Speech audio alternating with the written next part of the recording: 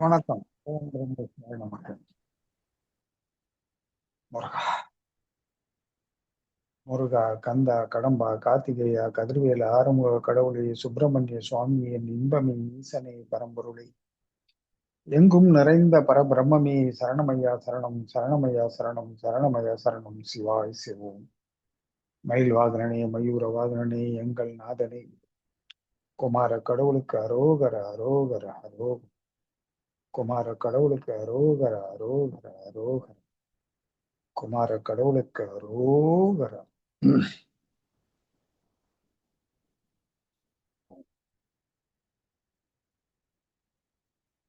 ஓம் குமரகுருதாச குருப்பியோ நமக.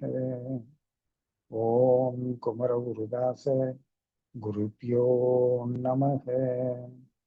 ஓம் குமரகுருதாச குருப்பியோ நமக. ஓம் ரமணாய நமக. ஓம் ரமணாய நமக. ஓம் ரமணாய நமக. அருட்பெரும் ஜோதி, அருட்பெரும் ஜோதி, தனி பெரும் கருணை, அருட்பெரும் ஜோதி, அருட்பெரும் ஜோதி, அருட்பெரும் ஜோதி, தனி பெரும் கருணை, அருட்பெரும் ஜோதி, அருட்பெரும் ஜோதி, அருட்பெரும் ஜோதி, தனி பெரும் கருணை, அருட்பெரும் ஜோதி. ஓம் கிரிய பாபாஜி நம. ஓம் ஓம் கிரிய பாபாஜி நம. ஓம் ஓம் கிரிய பாபாஜி நம. ஓம் முருகா சரணம், சிவாய் சிவம். ஓம் சங்கராய நமக. ஓம் சங்கராய நமக. ஓம் சங்கராய நமக. வணக்கம் சார். வணக்கம் வணக்கம். சொல்லுங்க வினோத். எதையாவது ஒன்று பற்றி கொள்வதே வாழ்க்கையில் அமைகிறது. பற்ற இருக்க என்ன செய்ய வேண்டும்?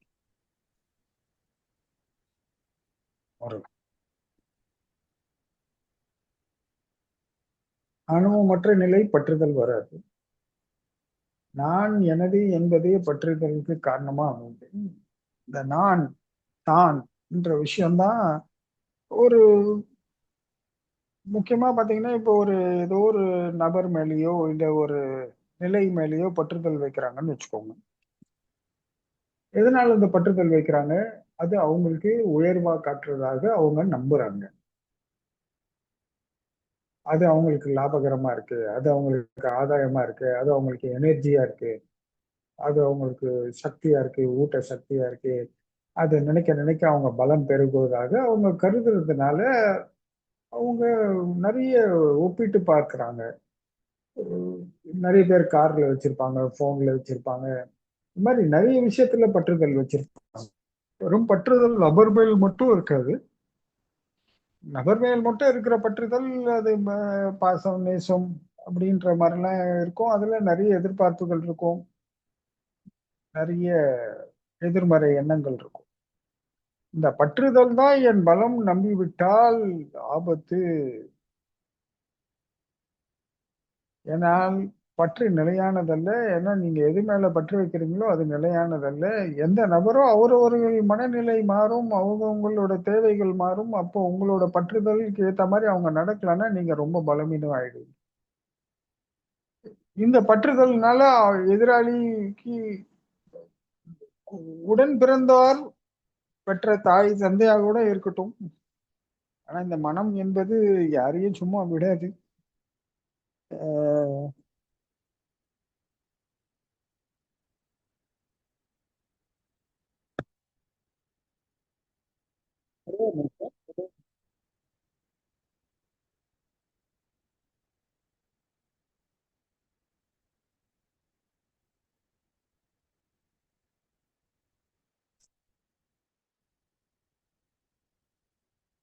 இன்னும் கேக்குதா?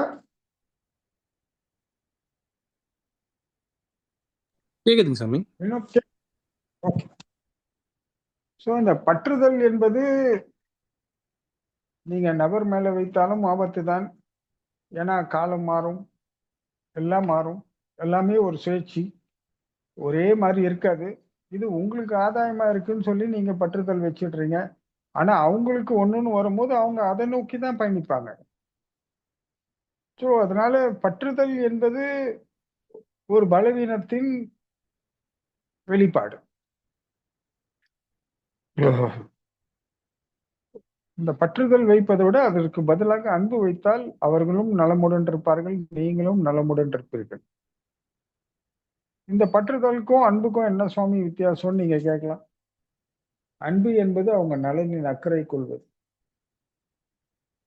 அந்த ஆற்றலை வைத்து தான் வாழும் என்று நினைப்பது பற்று. என் ஆற்றலை வைத்து அது வாழ வேண்டும் என்று நினைப்பது அன்பு. அன்பு என்பதுன்னு பாத்தீங்கன்னா தன் நலன் கருதாமல் இருப்பதே அன்புதான்.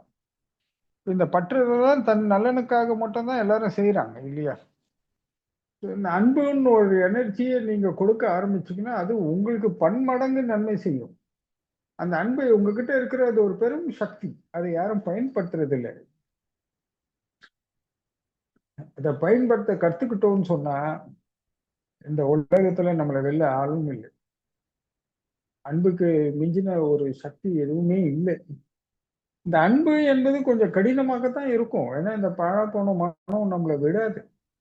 ஆசை, பாசம், நேசம், காதல், காமம், குரோதம் சொல்லிட்டு நம்மளை திரும்ப திரும்ப இந்த நம்மளை உயர்த்துவதாக சொல்லி ஏமாத்திக்கிட்டே இருக்கும். எனக்கு தெரிஞ்சு யாரும் நன்மை அடைஞ்சாங்க, பயன் அடைஞ்சாங்கன்னு நீங்க ஒருத்தரை சொன்னீங்கன்னா கூட நான் ஒத்துக்கிறேன். ஆமாப்பா, இதனால இவர்கள் வெற்றி பெற்றார்கள்.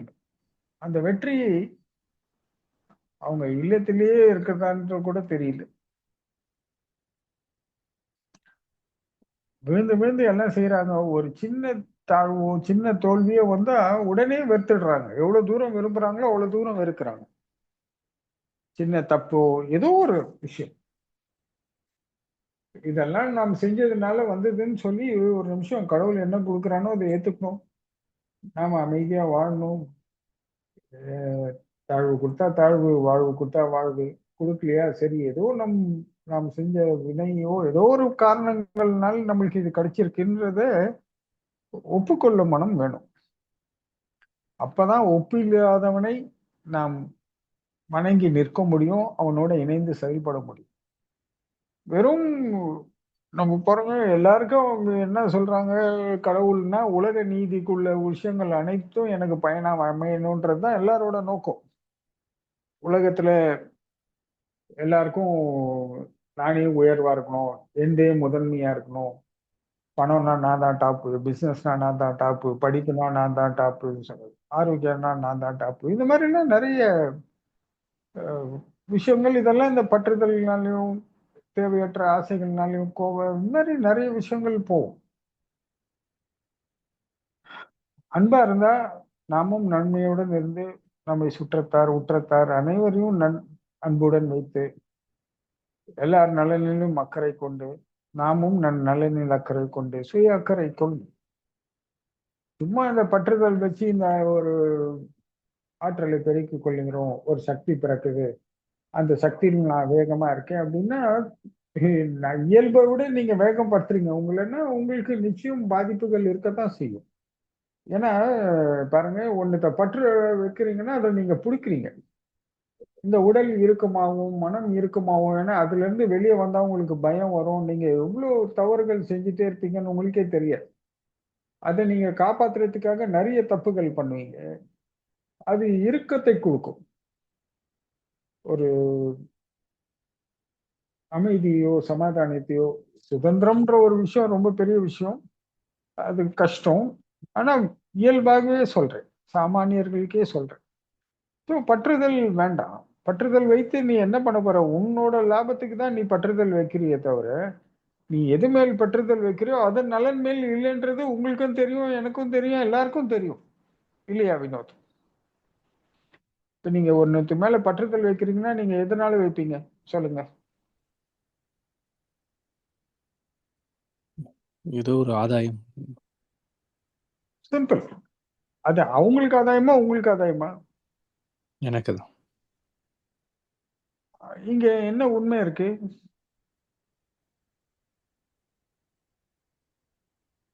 சுயநலம் தான் இருக்கு சுயநலம். இல்லையா? ஆமா. இந்த பற்று ஏன் வைக்கிறாங்க? ஒரு பலவீனம். என்ன பலவீனம்? தன்னை கட்டுப்படுத்த திறன் யார்கிட்டயும் கிடையாது. சந்தர்ப்பம் சூழ்நிலை வரும்போது நிலை தடுமாறுறாங்க. அதனால இந்த பற்றுதல் வைத்து அந்த பற்றுதலுக்குள் போய் நின்று இதுதான் நான் சொல்லி நம்ப வச்சு ஐயோ இது வேணாம் அது வேணாம்னு ஏதோ ஒரு அதுல இருந்து தப்பிக்கிறதுக்கு இதெல்லாம் வைக்கிறாங்க. ஸோ மாயையின் பலம் பெருசு. அது எப்போ நம்மளை உயர்த்தும் எப்போ நம்மளை வீழ்த்தோம்லாம் யாருக்கும் தெரியாது. ஸோ எல்லாரும் என்ன பண்றாங்க, இந்த உறவுகள் மேல இது பணத்து மேல எல்லாம் ரொம்ப அதிகப்படியான பற்று வச்சு தன் இயக்கத்தை நிறுத்தும் அளவிற்கு அவங்க பற்றுதல் போயிடும் போது இந்த உடல் இறுக்கமாகிவிடுது. அதுக்கப்புறம் இது துன்பத்துக்கு சென்றது. ஸோ இந்த உடலை கூடுமானம் மட்டும் மென்மையாக வைத்துக் கொள்வதுதான் சிறப்பு. எதெல்லாம் உங்களை வன்மையாக்குகிறதோ அப்போதே நாம் கவனித்து, முருகா இது என்ன சோதனை?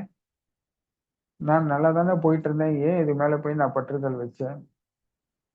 எனக்கே தெரியலையேப்பா. எல்லாருக்கும் நன்மை செய்யணுன்றதுதான் நோக்கம். ஆனா பாருங்க, எனக்கும் ஏதோ ஒரு பலவீனம். அந்த பலவீனத்தினால இங்க சென்று இங்க நான் சிக்கிக்கிட்டேன். என்னை காத்தருளுக முருகா அப்படின்னு சொல்லி கடவுள்கிட்ட டக்குன்னு சரணாயிடும். அந்த இறுக்கத்தை உணரும் போதே நீங்கள் கவனிக்கப்பட வேண்டும். இது அளவுக்கு யாருக்கு சுவாமி கவனம் இருக்கு? இது லாபகரமா இருக்கு, வேகமா இருக்கு, உற்சாகமா இருக்கு, பொலிவா இருக்கு, என்னை உயர்த்தி காட்டுவதாக நான் கருதுகிறேன். நான் அந்த இதில் மைண்ட் அது நிஜமா? இந்த பலம் நிஜமானதா? இது உண்மையானதா? என்றெல்லாம் யோசிக்கணும். கொஞ்சம் கொஞ்சம் அறிவை பயன்படுத்தி தான் ஆகணும். வெறும் மனதை வைத்து இந்த விஷயங்கள்லாம் செய்யக்கூடாது. கொஞ்சம் அன்பாகவும் ஆனந்தமாகவும் இருக்க கத்துக்கணும். நம்ம வாழும் நாட்கள் குறுகிய நாட்களே. இதுல எதுக்கு இவ்வளவு உனக்கு பலம் பற்று வேணும்னா அந்த மாயை பற்று அறுக்கணும்னா அந்த மனப்பற்றுதல் அகற்றணும். அப்போ நம்ம கடவுளை வணங்கி நிற்கும் போது மட்டும்தான் அன்பு வளரும். அன்பு வளர்ந்தாதான் இந்த பற்றுதல்கள்லாம் வந்து நம்ம வெளியே வர முடியும். இல்லைன்னா இந்த மனம் எல்லாத்துலயும் பற்றுக்கொள்ளும். எதெல்லாம் நம்மளுக்கு உயர்வா தெரியுதோ, எதெல்லாம் நம்மளுக்கு ஆதாயமா தெரியுதோ அதெல்லாம் நான் சொல்ல நம்ப வைக்கும். இது மிகவும் ஆபத்தான ஒரு விஷயம். ஏன்னா உலகம் அப்படிதான் இயங்குகிறது. அதுக்குள் நீயும் இயங்குகிறாய். அதுக்குள் நீ சிக்கக்கூடாது என்றால் கடவுளை வணங்கி நிற்பதுதான் உண்மையான பக்தி, அன்பு அப்படின்னு இருக்கணும். அப்புறம் நான் கடவுள் மேல பற்று வச்சுட்டு கடவுள் எனக்கு செய்யல, கடவுள் எனக்கு பண்ணலன்னு சொல்லி அதுவும் செய்வாங்க. கடவுள் மேல நம்பிக்கைன்றது வேற, பற்றுன்றது வேற. எல்லாரும் ஈஸியா பற்றுதல் வைக்க முடியும் கடவுள் மேல. ஆனா கடவுள் மேல நம்பிக்கை வைக்கணும்ன்றதுனா எப்படின்னா, வாழ்க்கையில் வரும் ஒரு ஒரு சூழ்நிலையிலும் ஏற்ற தாழ்வுகளையும் இன்னல் இடையூறுகளையும் பொறுமையாக கடப்பதற்கு நம்பிக்கை இருக்கும். பற்றுதல் இருந்துச்சுன்னா கடவுள் கொடுத்தா ஆஹா என் தெய்வம் குத்திச்சு, தெய்வம் இருப்பது எங்கேன்னு பாட்டு பாடுவாங்க. ஆனா அதே அவங்க எதிர்பார்ப்பு நடக்கலைன்னா, நாசமா போன கடவுளை என்னை ஏமாத்திட்டான் அப்படின்னுவாங்க. என்னையே சொல்லுவாங்க. இன்னைக்கு கூட சொன்னாங்க, ஏமாத்திட்டீங்களே சுவாமின்னாங்க. ஏடிஎம்கே தோத்துச்சான். ஒருத்தர் சொன்னார் எனக்கு, சம்போ மகாதேவான்னு சொல்லிட்டு, ஆமாப்பா என்னால முடியல, நான் என்ன பண்றது? அவர் என்ன சொன்னார், நீங்க கூட ஏமாத்திட்டீங்க சாமி. பாருங்க, இது இவ்வளவு லட்சம் கோடி மக்கள் ஓட்டு போட்டதெல்லாம் அவருக்கு பெருசா தெரியல. நான் சொன்ன எல்லாருக்கும் சொல்ற ஒரே விஷயத்த தான் நானும் நம்பிக்கையை ஊட்டணுன்றதுதான் என்னோட நோக்கம். எல்லாரும் தான் கேக்குறாங்க, எல்லாருக்கும் தான் சொல்றேன் நான். ஆனா நான் இல்லப்பா வராதுப்பா தோத்துருவாப்பா நீ இப்படி ஆயிடுப்பான்னு சொல்லி அவரு வேண்டாம். அவருக்கு ஏன் அது நடப்புதான் அன்றன்ற தினத்துல சந்திக்கட்டுமே. இன்னைக்கு அவருக்கு ஒரு நம்பிக்கையை கொடுப்போம், நன்மை நிம்மதியா இருக்கட்டும் இருக்கிற நாட்கள். எப்படினாலும் ஒரு நாள் எல்லாம் உண்மையும் தெரியுதான் போது ஏத்துன்னு தான் ஆகணும் உண்மையை. அவர் கோச்சிக்கிட்டாரு என் மேல. அஹ் இதை நம்பிதானே சுவாமி நானும் இருந்தோம், அப்படி இல்லை இப்படி இல்லை. நான் என்ன பண்ண முடியும்? நடைமுறையா யோசிக்க திறனற்றவர்கள் ஆயிட்டாங்க. அவங்க என் மேல வைத்தது நம்பிக்கை இல்லை, பற்று. நம்பிக்கை இருந்ததுதான் என்ன பண்ணுவாங்க? இது அறிவுபூர்வமா புரிஞ்சுக்கிட்டு அடுத்த நிலை எப்படி கடக்கலாம் சுவாமின்னு என்கிட்ட கேட்பாங்க. ஆனா இப்படி இல்லை பாருங்க, 24 மணி நேரம் சதா காலமும் நான் என் என் சாமி பகவான் அண்ணாமலையானே செந்தில் ஆண்டவரேன்னு துதித்து கொண்டிருக்கிற எனக்கே நிறைய விஷயங்கள் இருக்குன்றது எல்லாருக்கும் தெரியும். கூட இருக்கவங்க எல்லாரும் பாக்குறாங்க. ஆனா ஒருத்தர் கூட சுவாமிக்கு இப்படி நடக்குதுன்னா அப்படி இல்லை அப்படின்னு கேட்டா, நீ இந்த 1000 விஷயம் வச்சிருக்க சுவாமி, அதனால உனக்கு நடக்குது, தப்பு இல்லை. ஆனா எங்களுக்கு நடக்கக்கூடாது. அப்ப என்னன்னா அவங்களுக்கு அந்த பவர் வந்து அவங்க நினைக்கிறப்பெல்லாம் மாறணும்னு நினைக்கிறாங்க. அவங்களுக்கு புரியுது இல்ல, நான் என்ன பண்ண முடியும்? அதுக்காக நான் என்ன போய் இது பண்ணிக்க முடியுமா?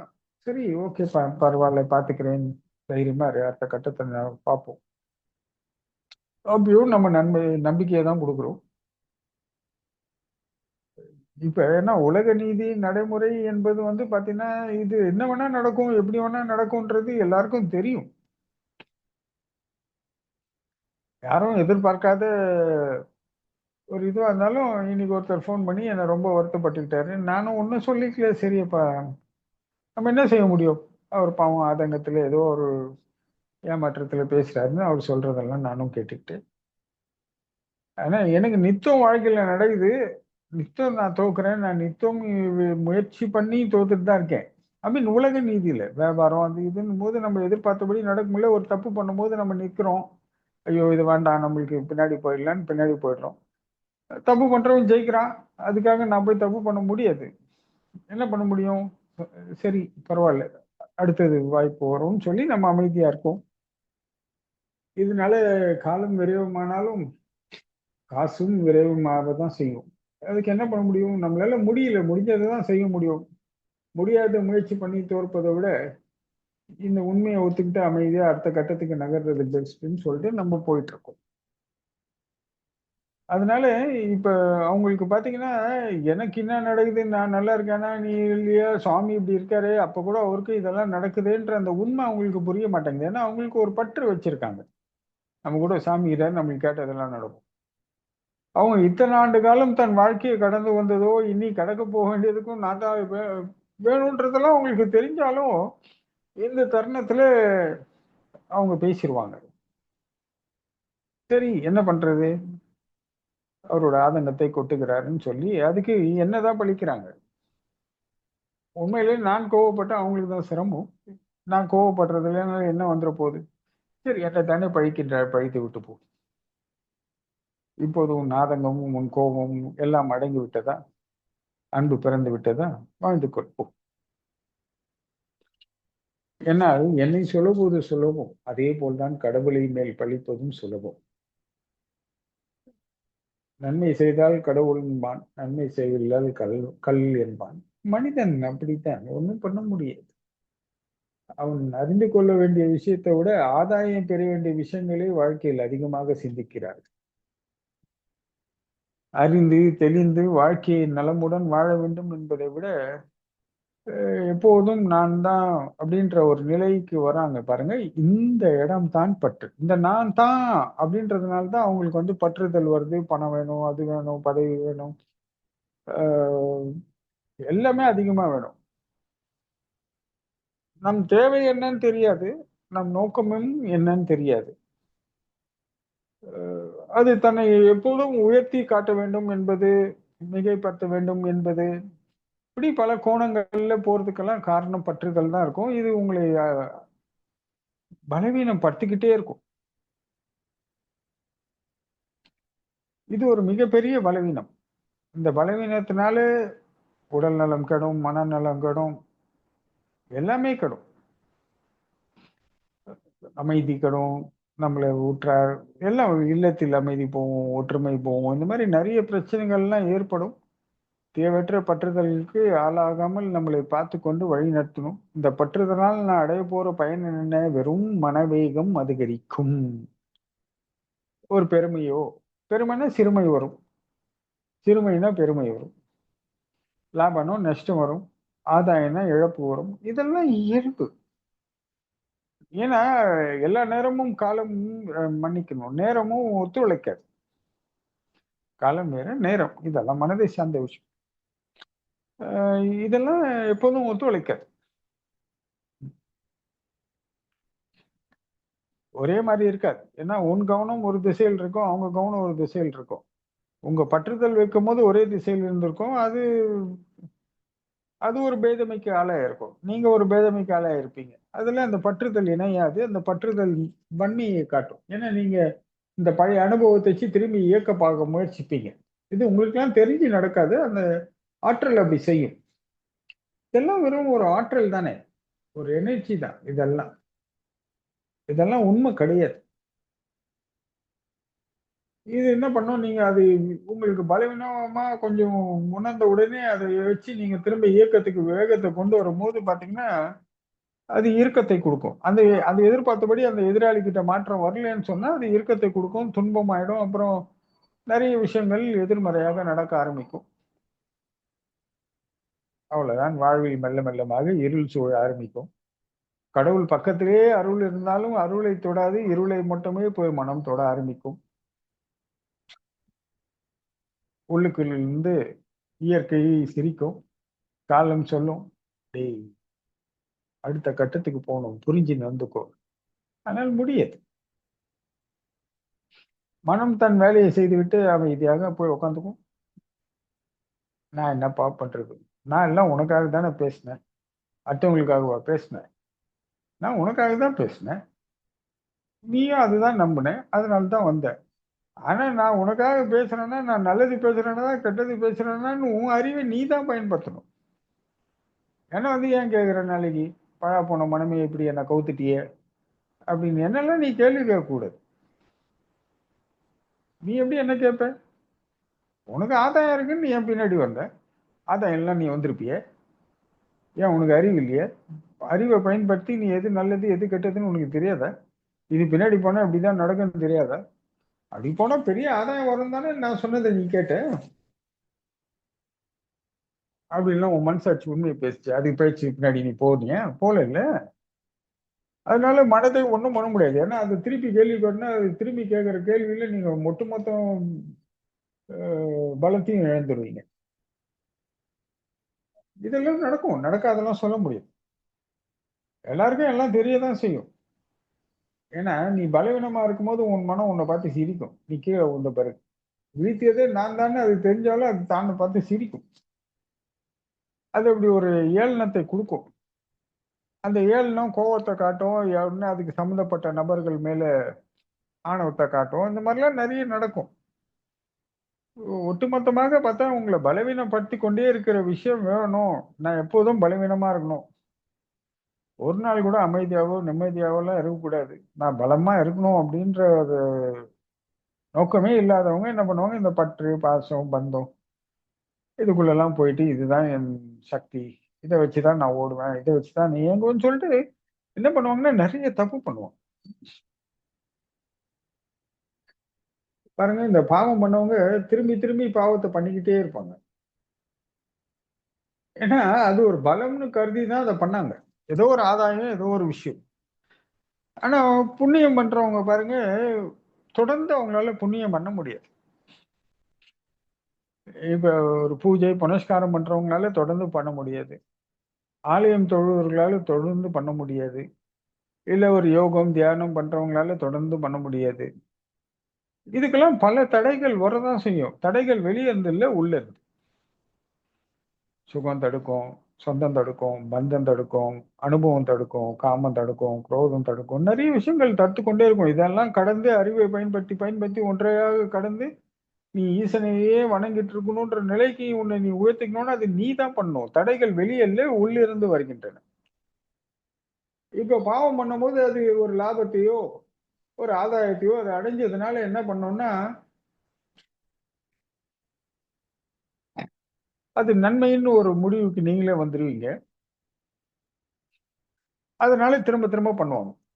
அது பாருங்க, இப்போ போய் எல்லாரும் புண்ணிய நதிகள் எல்லாம் குளிச்சு எடுத்து, அப்பா முருகா என் பாவம் எல்லாம் கழித்து விட்டேன், இந்த புண்ணிய நதிகளிலே குளித்து நான் இன்றிலிருந்து நான் புனிதத்தை பின்பற்றுவேன் என்று சொல்லிதான் ஒரு கடல்ல எல்லாத்தையும் முழுகிட்டு வெளியே வருவாரு. அடுத்த நிமிஷம் அந்த பழைய அனுபவம் உள்ள இருந்து டக்குன்னு வெளியே வரும். டப்புன்னு ஒண்ணு பண்ணுவாரு. அடுத்த நிமிஷம் பாவத்தை தொடங்குவார். கடைசியில அந்த கடவுள் தரிசனம் பார்க்கறதுக்குள்ளேயே அவர் எங்க தொடங்கினாரோ அதே இடத்துக்கு வந்துருவார்.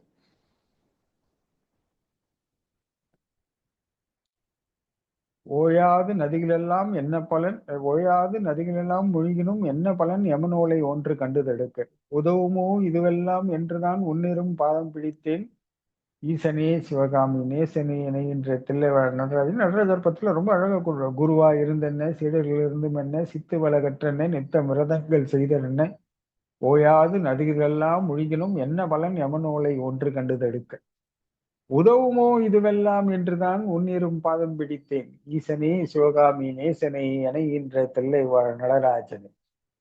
அதாவது குருவா இருக்கட்டும், சீடரா இருக்கட்டும், சித்து பல கற்று இருக்கட்டும், என்ன இருந்தாலும் என்ன இருக்கு, மரணத்தை வெல்ல முடியுமானா முடியாது. அதுக்கு இதெல்லாம் ஒண்ணுமே இல்லாதது. நீ உண்மையான அன்பை, உண்மையான ஈசனை வழிபட்டு நின்றால் உனக்கு எல்லாமே வென்றலாம் அப்படின்றது ரொம்ப அழகா சொல்ற. இந்த பற்றுதல் மிகவும் ஆபத்தானது.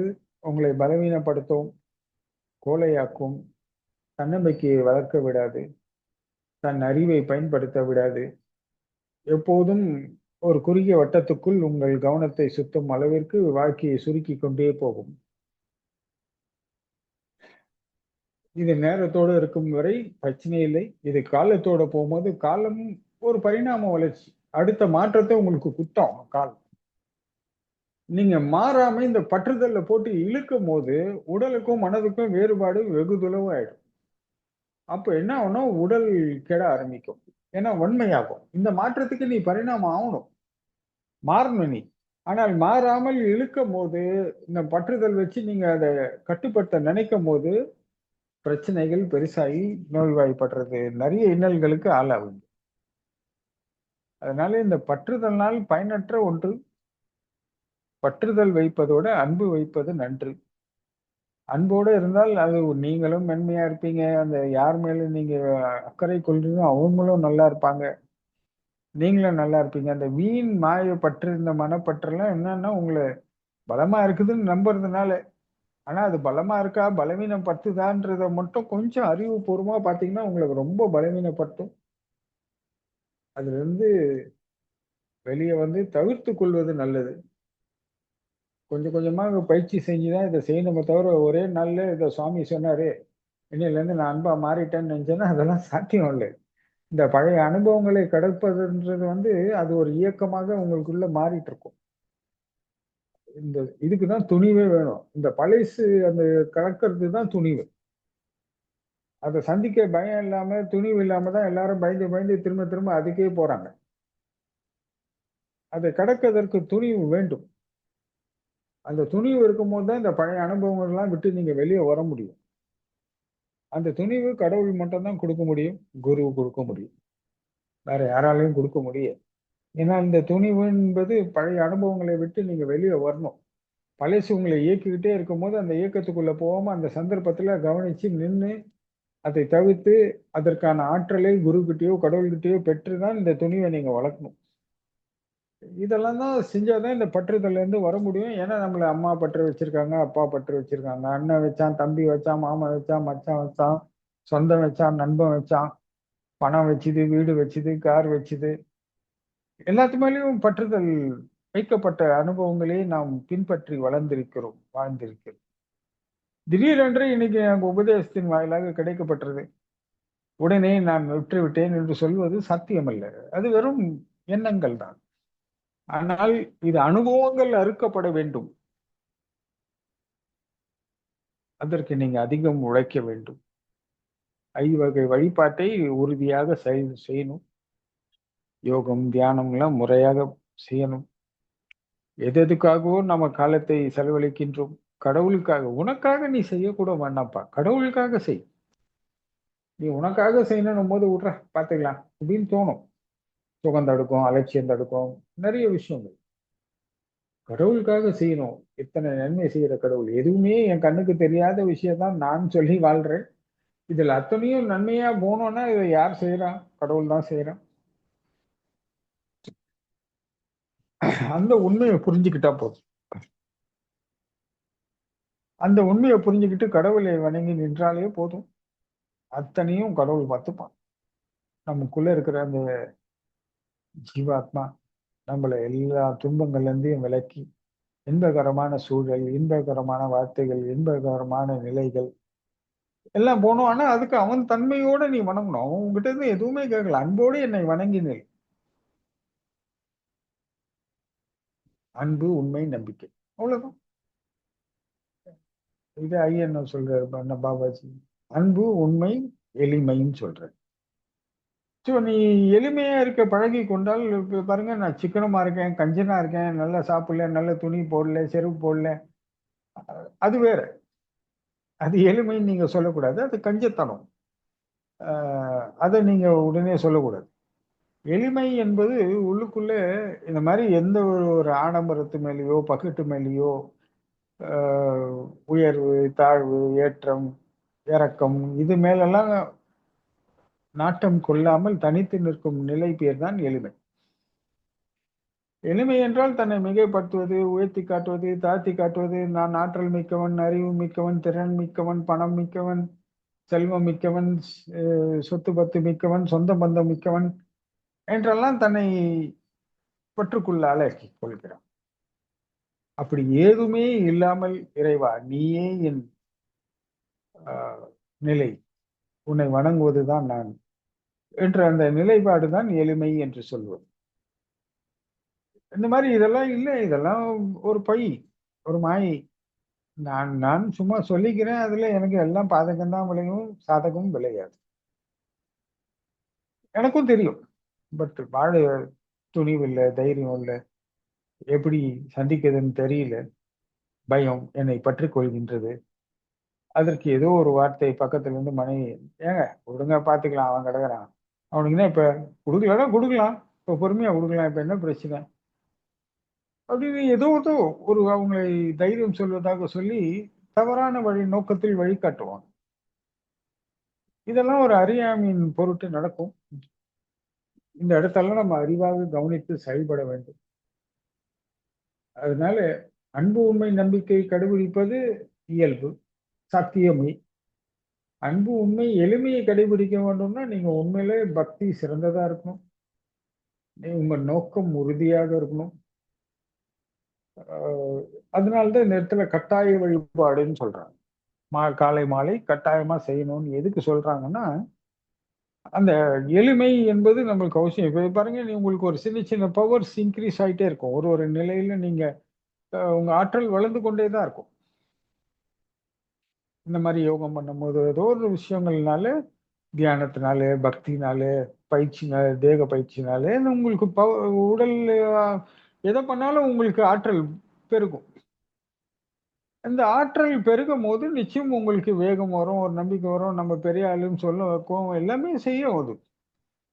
ஆனால் அந்த சமயங்கள் எல்லாம் எளிமையாக, நான் கடக்க வேண்டிய பாதை ரொம்ப தூரம் இருக்குப்பா, நான் போய் கடவுளை சேர வேண்டும். இந்த இடத்துல நான் இந்த கிடைக்கிற இந்த சின்ன ஆல்டர்களை வைத்து நான் என்ன செய்ய போகிறேன்? ஒன்றுமே இல்லை. சும்மா 4 பேர் முன்னாடி என்னை உயர்த்தி காட்டிக் கொள்வதில் நான் என்ன ஆயிட போகிறேன்? ஒன்றும் இல்லை. எளிமையா பரவாயில்ல. அடுத்தவர்களை உயர்த்தி பார்ப்பவன் தான் குரு. தான் உயர்ந்தவன் என்று காட்டுபவன் குரு அல்ல. எல்லா குருமார்கள் பாருங்க, தன் சீடர்களை உயர்வதற்காக மட்டுமே பாடுபடுவார்கள். அவர்களோட அவங்களோட சுக துக்கம் அவங்களுக்கு எதெல்லாம் தடையா இருக்கோ அந்த தடைகளை போக்கி அவங்களை நிலையை உயர்த்தி கொள்ள வேண்டும் என்பதற்காக உபதேசங்கள் முடியவென்றால் சுமப்பார்கள். அவங்களுக்கு என்ன பிரச்சனையோ அதை சுமப்பாங்க. சுமந்து அது அவங்களை தாக்கா வண்ணம். இப்ப உங்களுக்கு ஒரு பிரச்சனைனா அதை நான் சுமக்க ஆரம்பிச்சிட்டேன்னா அது உங்ககிட்ட வராது. ஏன்னா அந்த வலியோ வேதனையோ தடையோ இன்னலோ இடையூறோ அதை குரு பார்த்துப்பார். பார்த்து பார்ப்பன்னா என்னன்னா, ஒரு அறிவை கொண்டு அந்த இதை தான் பெற்றுக்கொண்டு சுமக்க ஆரம்பிப்பார். இப்ப எல்லாரும் சுமக்க, இன்னும் நீ பெரிய தியாகி ஆயா குருன்னு சொல்ல கேட்காதீங்க. நாங்க மட்டும் சுமக்கிறோம், என் பொண்டாட்டியை சுமக்கிறோம், என் பிள்ளைக்குட்டியை சுமக்கிறோம், எல்லாத்தையும் சுமந்துனுக்குறான். அதனாலதான் சுமையினால நீங்க அடுத்த கட்டத்துக்கு உயர்றது இல்லையே, எல்லாரும் கீழே விழுறாங்க. ரொம்ப சுமக்கிறோம்னு சொல்லிட்டு பாரம் தலைக்கு ஏறி எல்லாரும் சுமந்து போறாங்க. ஆனா குரு அந்த தருணத்திலே அவங்களை சுமப்பார். அதை அவங்க கடந்த பிறகு அந்த சுமையை இறக்கி வைத்து விடுவார்னா அதை பூச்சியமாக்கி விடுவார். திரும்பவும் அவர் அனுபவத்துக்கே அது திரும்ப வராத மாதிரி. அதன் குருவை அந்த சுமை இயக்கவில்லை என்றால் அது பலன், அதாவது அதனோட ஆற்றலை அது இழந்து விட்டது, இயக்கம் கூடிய சக்தியை அது இழந்து விட்டது. அப்போது அது மீண்டும் அவர் நினைவுக்கோ அவர் அனுபவத்துக்கோ செல்லாது. இதை இயக்காத அந்த சமயத்தில் கிடைத்த அனுபவங்கள் அவருக்கு அறிவாக மாறி அடுத்த நிலைக்கு அவர் உயர்த்தி கொண்டு போகும். இதுக்குதான் ஆன்மீக நெறியில குருவின் அவசியம் ரொம்ப முக்கியம்னு சொல்லி சொல்லுவாங்க. குரு அருள் இல்லாமல் திரு அருள் வராது அப்படின்னு சொல்றதுல என்னத்துக்கு சொல்றாங்கன்னா, இந்த மாதிரி தடைகள் சங்கடங்கள் வரும்போது கடக்குவதற்கு எந்த சக்தி உதவும்? ஏன்னா எல்லா சக்தியும் உங்களுக்கு எதிர்ப்பா இருக்கு. இந்த இயக்கத்துக்குள்ள இருந்து நீ வெளியே போறன்னா எதுவும் உன்னை விடாது. அனைத்தும் தன் பலத்தை காட்டதான் செய்யும். அப்ப அவங்களுக்கு இதை கடந்த ஒருத்தர் சக்தி கொடுக்கணும். அப்பதான் அது சரி வரும் இல்லையா? அப்பதான் குரு வருவார். குரு வந்து இது என்ன எல்லாருக்குமே அவரவர்கள் ராசி பலன் பிரகாரம் நட்சத்திரம் வாயிலாக ஒரு குரு அமைவார். ஆனா இவர்தான் என் குருன்னு தெரிஞ்சுக்கிறதுக்காக ஒரு ஆன்மீக சூழல், ஒரு வாய்ப்பு, வசதி இதெல்லாம் கிடைக்கணும். யூஸ்வலா எல்லாருக்கும் கிடைக்காது. நடைமுறையில வாழ்றதே பெரிய விஷயமா இருக்கு.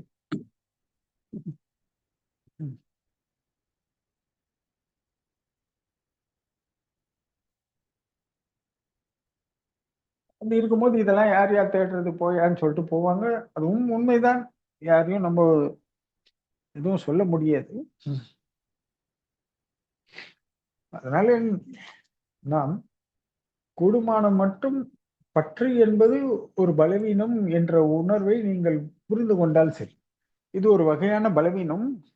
அதனால்தான் நாம் இந்த மாதிரி பற்றுதல் கொண்டு இந்த சக்திகளும் இந்த இந்த பலவீனத்தை போக்குவதற்கு நம்ம என்ன செய்யணும் அப்படின்றத யோசிக்கணும். அறிவுபூர்வமாக சிந்திக்கணும். அதுக்கு குருவையோ கடவுளையோ நாடி அந்த இடத்துக்கான தன்னம்பிக்கையை வளர்க்கணும். அதை விட அவங்க மேல் பற்று வச்சு நான் ஆதாயம் பெறுவதோட என்னோட அன்பால் அவர்கள் நலன் பெறட்டும் அப்படின்னு சொல்லி இந்த அன்போடு அன்பு வைப்பது, அன்பை பின்பற்றுவது, உன் நலன் காக்கும் அவர் நலன் காக்கும், நீங்க மென்மையாக இருப்பீங்க. அனைத்து இந்த அன்பையை காப்பாற்றும். ஆனா பற்றுதல் உங்களை பயமுறுத்தும், எதிர்மறை எண்ணங்களை கொடுக்கும், நிறைய பிரச்சனைகளை பண்ணும். அதனால அன்பாக இருந்தா எல்லாமே நன்மையாக இருக்கும். சொல்லுங்க வினோத். நன்றி சாமி, நன்றி சாமி.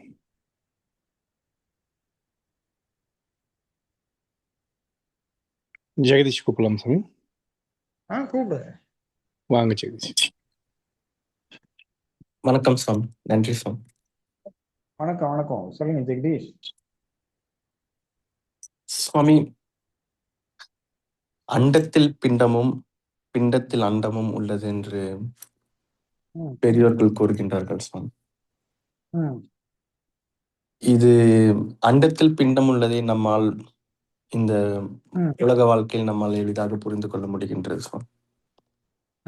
இந்த பிண்டத்தில் அண்டம் உள்ளதை எப்படி புரிந்து கொள்வது சுவாமி?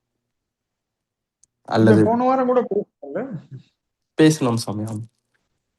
ஆமா, அப்போ திருப்தி அடையலையா நீங்க அதன் விளக்கம்?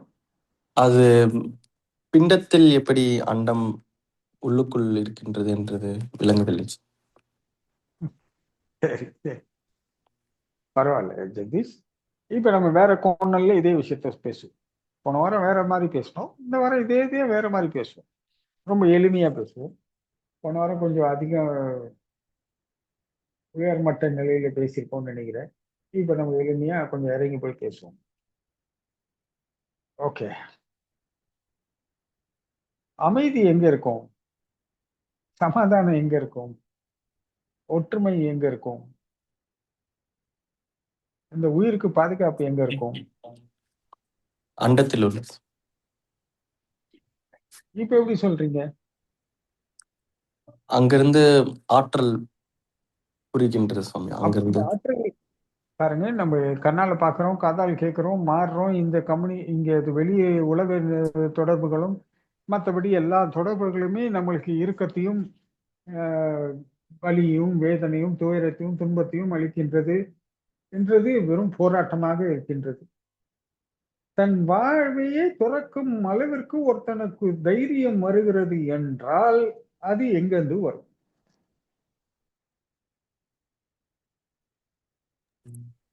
என் இன்மையே வாழ்வே உள்ளது. ஆஹ், இப்போ இந்த அண்டத்தின் ஆற்றல் தான் உங்களோட நோய் எதிர்ப்பு சக்தின்றது எல்லாருக்கும் தெரியும். பிரபஞ்ச சக்தி. இந்த பிரபஞ்சம் தான் உங்களுக்கு இயக்கத்துக்கு காரணமாக இருக்கின்றது உங்களுக்கும் தெரியும். இந்த உயிர் எங்கிருந்து வருது, உயிர் எங்கிருந்து போகுதுன்ட்டு. இதுக்கு பகவான் கூட இந்த யூடியூப்ல பார்த்துட்டு இருந்த போது வந்தது. ஆனா அதை நான் கேட்க முடியல. ஏதோ பகவான் இதை பத்தி ஒரு விளக்கம் கொடுத்திருக்காருன்னு சொல்லிட்டு ஏதோ பார்த்துட்டு இருந்தேன். அப்போ வந்தது. ஆனா அதுக்குள்ள தொடர்ந்து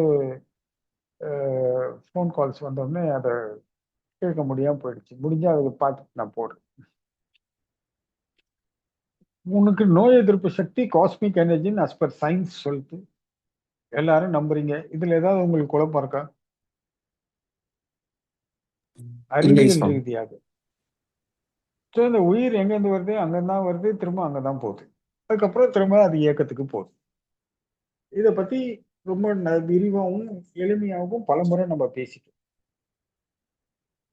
இந்த அண்டம் தான் ஆண்டவன்றதுக்கு போன முறை நான் சிதம்பரத்தையும் சொன்னேன்.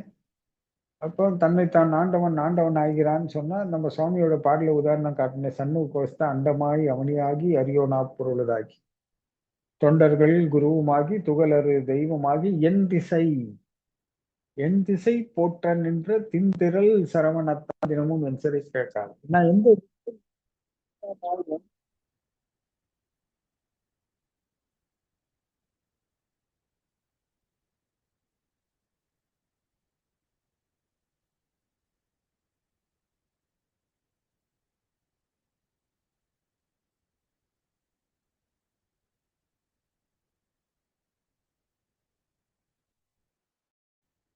பாருங்க, சுவாமி என் திசைன்னு குறிப்பிடுறாரு.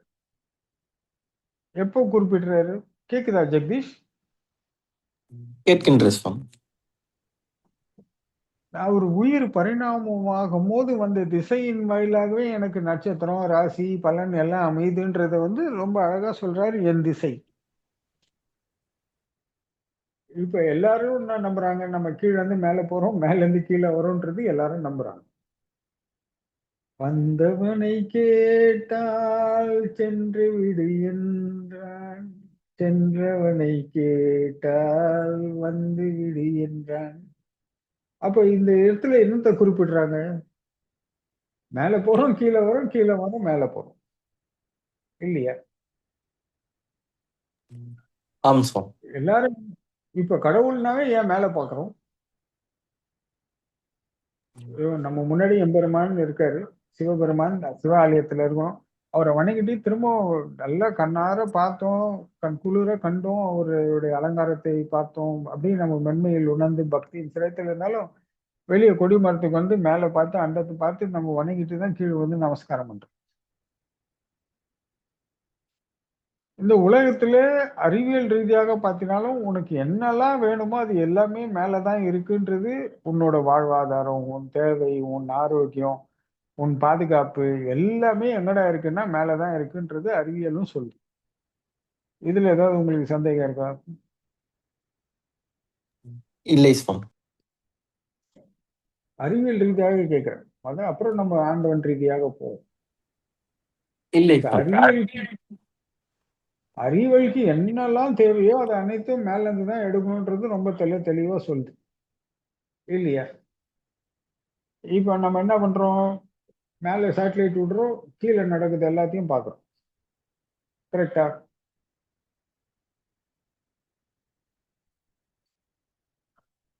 சொல்லுங்க ஜெகதீஷ். ஆம் சுவாமி. இப்ப கீழே நடக்குது எல்லாத்தையும் உலகமே பார்க்கணும். அதுக்கு மேல என்ன இருக்கணும்? சேட்டலைட் தானே இருக்கு. மேல இருக்கிற சேட்டலைட் தானே இந்த உலகம் ஃபுல்லா ஒரு விஷயத்த பார்க்க வைக்குது. இப்ப கிரிக்கெட் மேட்ச் பார்த்துட்டு இருக்கோம், உலகம் ஃபுல்லா தானே பாக்குறாங்க. ஆம். அது எங்க டெலிகாம் மேல இருந்து ஒரு டவர் ரிசீவ் பண்ணி இங்க இருந்து அப்படியே எல்லாத்தையும் கனெக்ட் பண்ணு. இப்போ இந்த உலகத்துல நீங்க அமைதியை தேடி எங்க ஓடினாலும் கிடைக்குது. காட்டுக்குள்ள போனாலும் வருதில்லை, எங்க போனாலும் வருதில்லை. ஆனா நீ உட்கார்ந்த இடத்துல வர வைக்க முடியும்ன்றத உலகத்துக்கு நிறைய நம்ம குருமார்கள், நம்ம சுவாமிகள் சொல்லி கொடுத்துருக்காங்க. ஸோ இந்த அமைதி எங்க இருக்கும்? ஏன்னா இந்த உலகத்துல தேடினா கிடைக்கல, எனக்குள்ள தேடினா சுத்தமா கிடைக்கல. அப்போ இந்த அமைதி எங்க இருக்கும்? கடவுள்கிட்ட இருக்கும். கடவுள் எங்க இருப்பார்? அண்டத்தில் இருப்பார். அப்ப அந்த அண்டம் தான் ஆண்டவன். ஆமா, இந்த இயக்கத்தை எல்லாம் எங்க இணையுது? இங்கதான் இணைத்து. அப்படின்றதுனால்தான் நமக்குள்ள இருக்கிற ஜீவாத்மாவும் அண்டத்தில் இருப்பவன் பரமாத்மாவும் நம்ம சொல்லியிருக்காங்க. இந்த பரமாத்மா கிட்ட இருக்கிற தன்மை தான் உன் ஜீவாத்மா பெறணும், இல்லையா? இப்போ அண்டத்தில் உள்ளது பிண்டத்தில் உள்ளதா இல்லையா? உன் அமைதியை நீ எங்க இருந்து எடுக்கிற? அது நம்ம அந்த தியானம் பண்றோம் இல்ல. இப்ப நீங்க இதே உலகம், இதே சுயற்சி, இதே வாழ்க்கை முறை,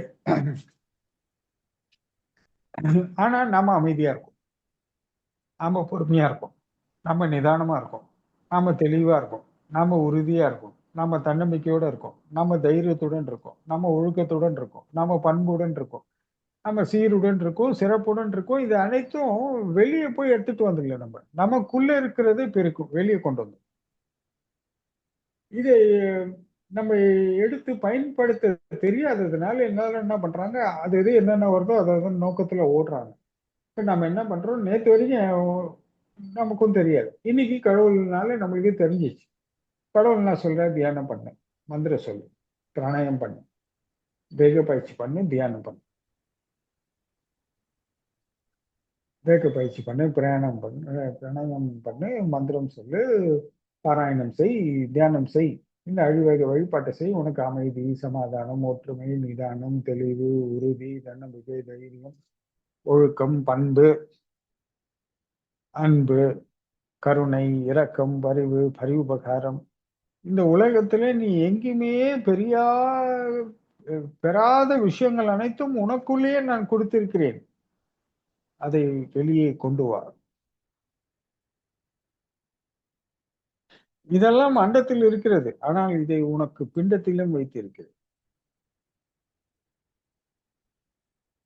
எல்லாருக்கும் வெளியே போய் ஒரு பூஜை பண்ணி அண்டத்தில் ஓப்பன்னா ஒரு மலை மேல உட்காந்து ஓம் நம சிவாய அப்படின்னு ஒரு யாகம் பண்ணுவாங்க, ஒரு ஓமம் வளர்ப்பாங்க.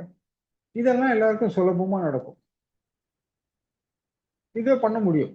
உடனே எம்பெருமான் வெளியே தோன்றுவார், அண்டத்திலிருந்து இறங்கி ஆற்றலை கொடுத்து விடுவார். நம்ம அதெல்லாம் நடக்கும், நடக்காதெல்லாம் சொல்லல. அந்த எனர்ஜியை நீ அங்கிருந்து தான் பெற. அதை பெறது எங்க பெற? உனக்குள்ளதான் பெற. நீங்க பெற்றதை எங்க வைத்துக் கொள்கிறீர்கள்? உங்களுக்குள்ளதான் வச்சுக்கிறீங்க. உங்களுக்குள்ள அந்த பெற்ற ஆற்றலை திரும்ப வைத்திருந்து திரும்ப காப்பாற்றி அதை வாழ்க்கையில் நீங்கள் பயன்படுத்த வேண்டும். அவ்வளவுதானே, வேற என்ன செய்வீங்க?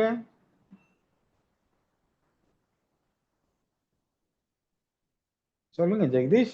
நீங்க இப்ப உங்களோட கோட்பாடு பிரகாரம், உங்க நோக்கம் பிரகாரம் எனக்கு புரியுது. அதனால நான் இதை சொல்றேன். உதாரணம், ஒரு மலையில் உச்சியில் உட்கார்ந்து நீங்க தனியாக ஓமம் வளர்க்குறீங்க. ஓம் நம சிவாயான்னு சொல்லிட்டு நீங்க தொடர்ந்து ஓமம் வளர்த்துக்கிட்டே இருக்கீங்க. உடனே செம்பெருமானும் இறங்கி விடுறாரு. உங்களுக்கு ஆசையும் அருளையும் வழங்கி, என்னடா வேணும் உனக்குன்னு கேட்கிறாரு. எனக்கு இந்த மாதிரி ஒரு தவசீலனாக நான் ஆக வேண்டும் அப்படின்னு நீங்க கேட்குறீங்க. அப்படியே சித்திக்கட்டும் அப்படின்னு சொல்லிட்டு உங்களுக்கு அந்த பவரை கொடுத்துட்டு போயிடுறாரு. நீங்க அந்த பவரை நீங்க ஒரு பெரும் தவசீலர்கள் ஆயிட்டீங்க. ஒரு ஓகேவா? அந்த தவ வலிமையை உங்களுக்கு பெருகி விட்டது. இந்த தவ வலிமையை வைத்து நீங்கள் என்ன செய்வீர்கள்?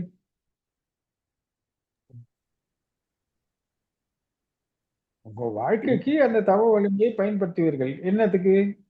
இந்த மாயை வந்தாலோ, மோகம் வந்தாலோ, சஞ்சலம் வந்தாலோ, சபலம் வந்தாலோ, காமம் வந்தாலோ, குரோதம் வந்தாலோ, எதிர்ப்பு வந்தாலோ, இழப்பு வந்தாலோ,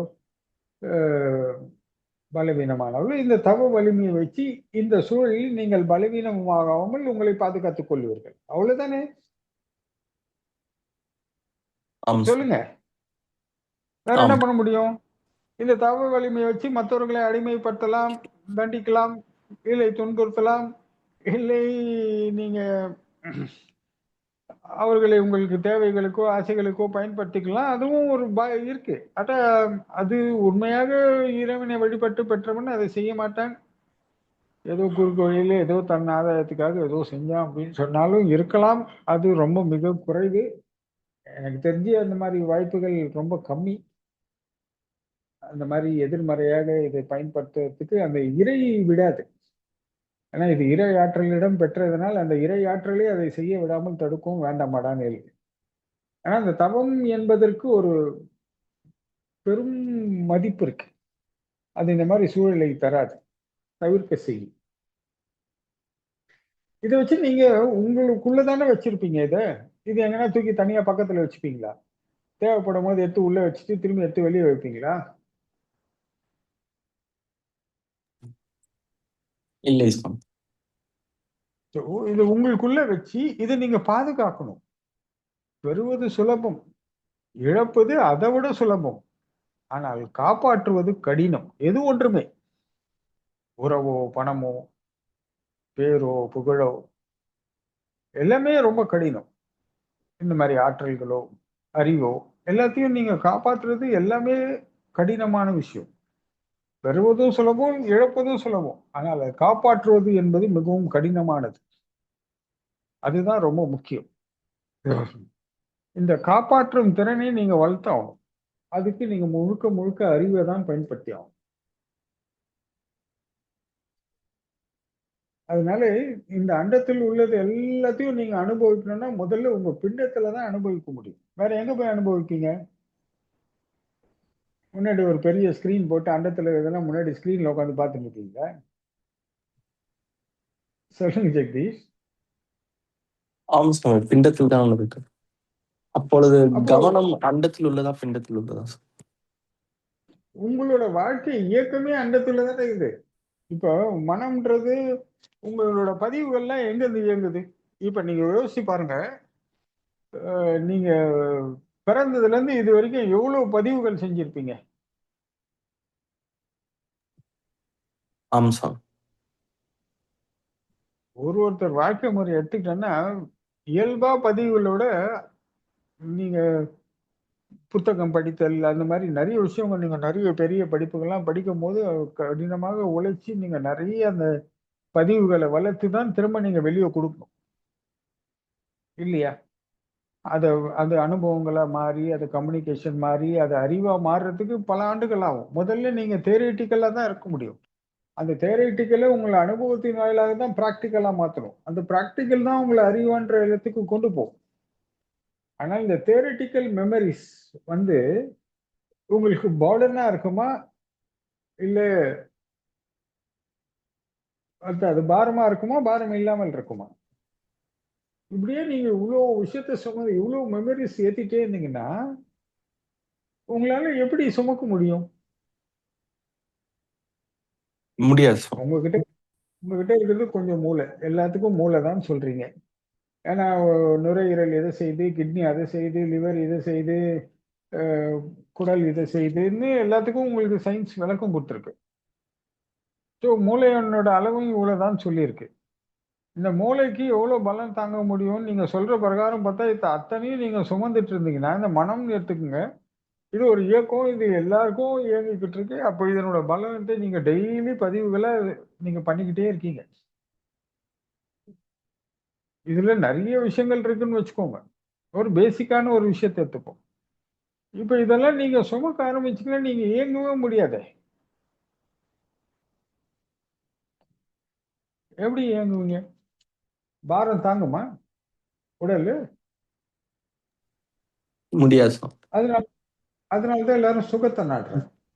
இந்த சுகத்திலேயே இருந்துட்டாங்கன்னா இப்ப குடிச்சிட்டு இருப்பாங்க, தம் அடிச்சிருப்பாங்க, சிற்றின்பத்தின் மேல் மோகம் மயக்கம் இந்த மாதிரிலாம் செய்யும்போது இவங்க கொஞ்சம் ரிலாக்ஸ் ஃபீல் பண்றாங்க, இந்த பேர்டன்ஸ் இறங்கினாம. ஸோ இந்த உடல்ல வந்து அவங்களுக்கு பலவீனப்படுத்தணும். ஏன்னா ரொம்ப ஸ்ட்ரெஸ் ஆகுறாங்க. இதை அனுபவிக்கும் போது அதுல நல்லது கெட்டதெல்லாம் எப்படி ஹேண்டில் பண்றதுன்னு தெரியல, கையால தெரியல அவங்களுக்கு. ஒண்ணு என்ன பண்றாங்க, ஏதோ ஒரு வகையில இதை இறக்கணும்னு நினைக்கிறாங்க. அதனால இதை நீங்க வந்து உங்க உடம்புல என்ன இருக்கோ இது ஒண்ணுத்துக்கும் எல்லாத்துக்கும் இயக்கம் எங்க இருந்துடா இருக்குன்னா அண்டத்துல இருந்து தான் இயங்கப்படுறது. இப்ப நம்மளுக்கு நல்லா தெரியும் இறையருள் மேல இருந்து வருது. அது நம்ம அந்த மாதிரி இடங்கள் போய் அனுபவிக்கும் போது அந்த ஆற்றலை நாம உணரும் போது அந்த இடத்தில் இருக்கிறத ஆற்றல் அந்த ஆற்றத்தில் இருக்கிற இடத்துல அது நிரந்தரமா இருக்கணும். கால பேதமைகளுக்கெல்லாம் ஆளாகாமல் அந்த ஆற்றல் குறைவோ உயரவோ இருக்கக்கூடாது என்றால் அதற்கு இங்க என்ன உணர்றோமோ அது நேராக அண்டத்துல இருந்து நேரா வந்துகிட்டே இருக்கணும். சமசீரா எல்லா காலமும். அதனால தானே அந்த யோகிகள் மகான்கள் சமாதிக்கெல்லாம் எதுக்கு நம்ம போறோம்?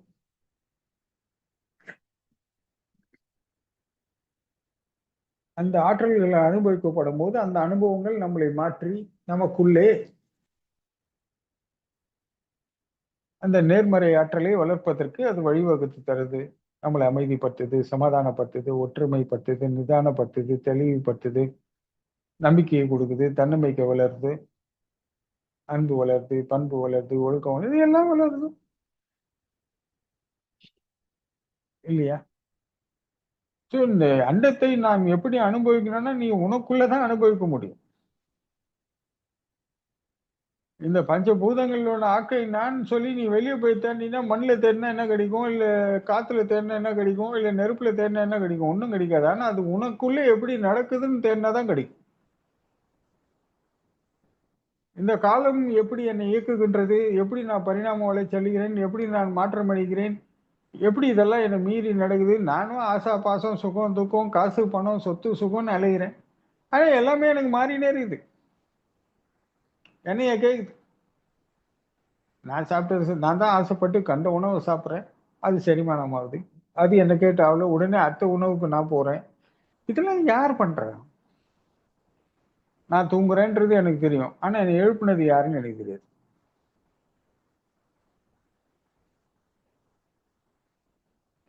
என்ன சாமி அலாரம் வச்சு எழுந்துட்டேன்னு சொல்லாதீங்க.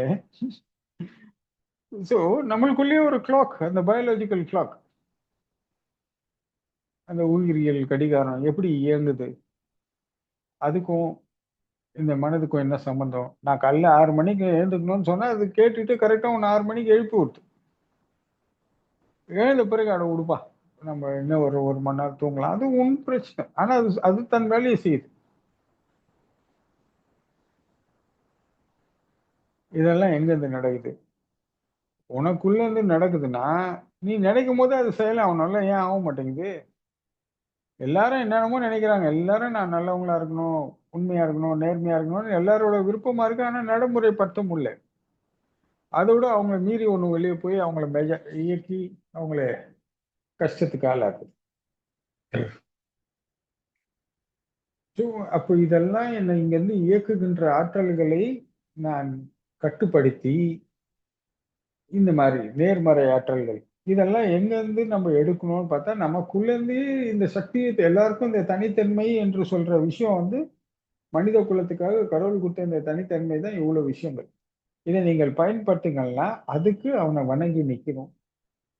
அதுக்கு அவனோட அருளை பெறணும். அருள் என்பதே யாது? இந்த மாதிரி இயக்கத்துல ஓடிக்கிட்டே இருக்காம நின்று அதை சந்திக்கிற துணிவை கொடுக்கிற சக்தி தான் ஆற்றல், அருள். அருள் என்பதுன்னா என்ன? ஏன் இது எல்லாருக்கும் கிடைப்பதில்லை? அதற்கு தகுதியானவர்களுக்கு மட்டுமே கிடைக்குது. அதை பின்பற்றுவர்களுக்கு மட்டுமே கிடைக்குது. அப்போ கடவுள் அந்த மாதிரி உள்ளவங்களுக்கு தகுதியை தேர்ந்தெடுத்தான் கொடுப்பாருங்க. எல்லாருக்கும் கொடுக்குறாரு. ஆனால் அதை பின்பற்றினா எல்லாருக்கும் பொது. இல்லைன்னா எவன் பின்பற்றுகிறானோ அவனுக்கு கிடைக்கும். உனக்கு தான் எனக்கு தான்லாம் இல்லை. கடவுள் எல்லாருக்கும் கொடுக்குறாரு. ஏன்னா இந்த உலகத்துல எல்லாமே பொதுவாக தான் வச்சிருக்காரு சிவபெருமான். ஒன்று கூட இவனுக்கு அவனுக்குன்னு வைக்கல. ஆணுக்கும் சரி பெண்ணுக்கும் சரி எல்லாருக்கும் சமநீதி எல்லாமே சமமாக தான் வைத்திருக்கிறான். அதனால நீ இந்த உலகத்துல நீ கடவுளையே உனக்குள்ளதான் அனுபவிக்கணும் இல்லையா? அண்டத்துல போய் அனுபவிக்க முடியும். இப்ப நான் கடவுளை கண்டேன், கடவுளை அறிந்தேன், கடவுளை கண்டுவிட்டேன். கண்டதை எங்கு அறிந்தேன்? எனக்குள்ளே.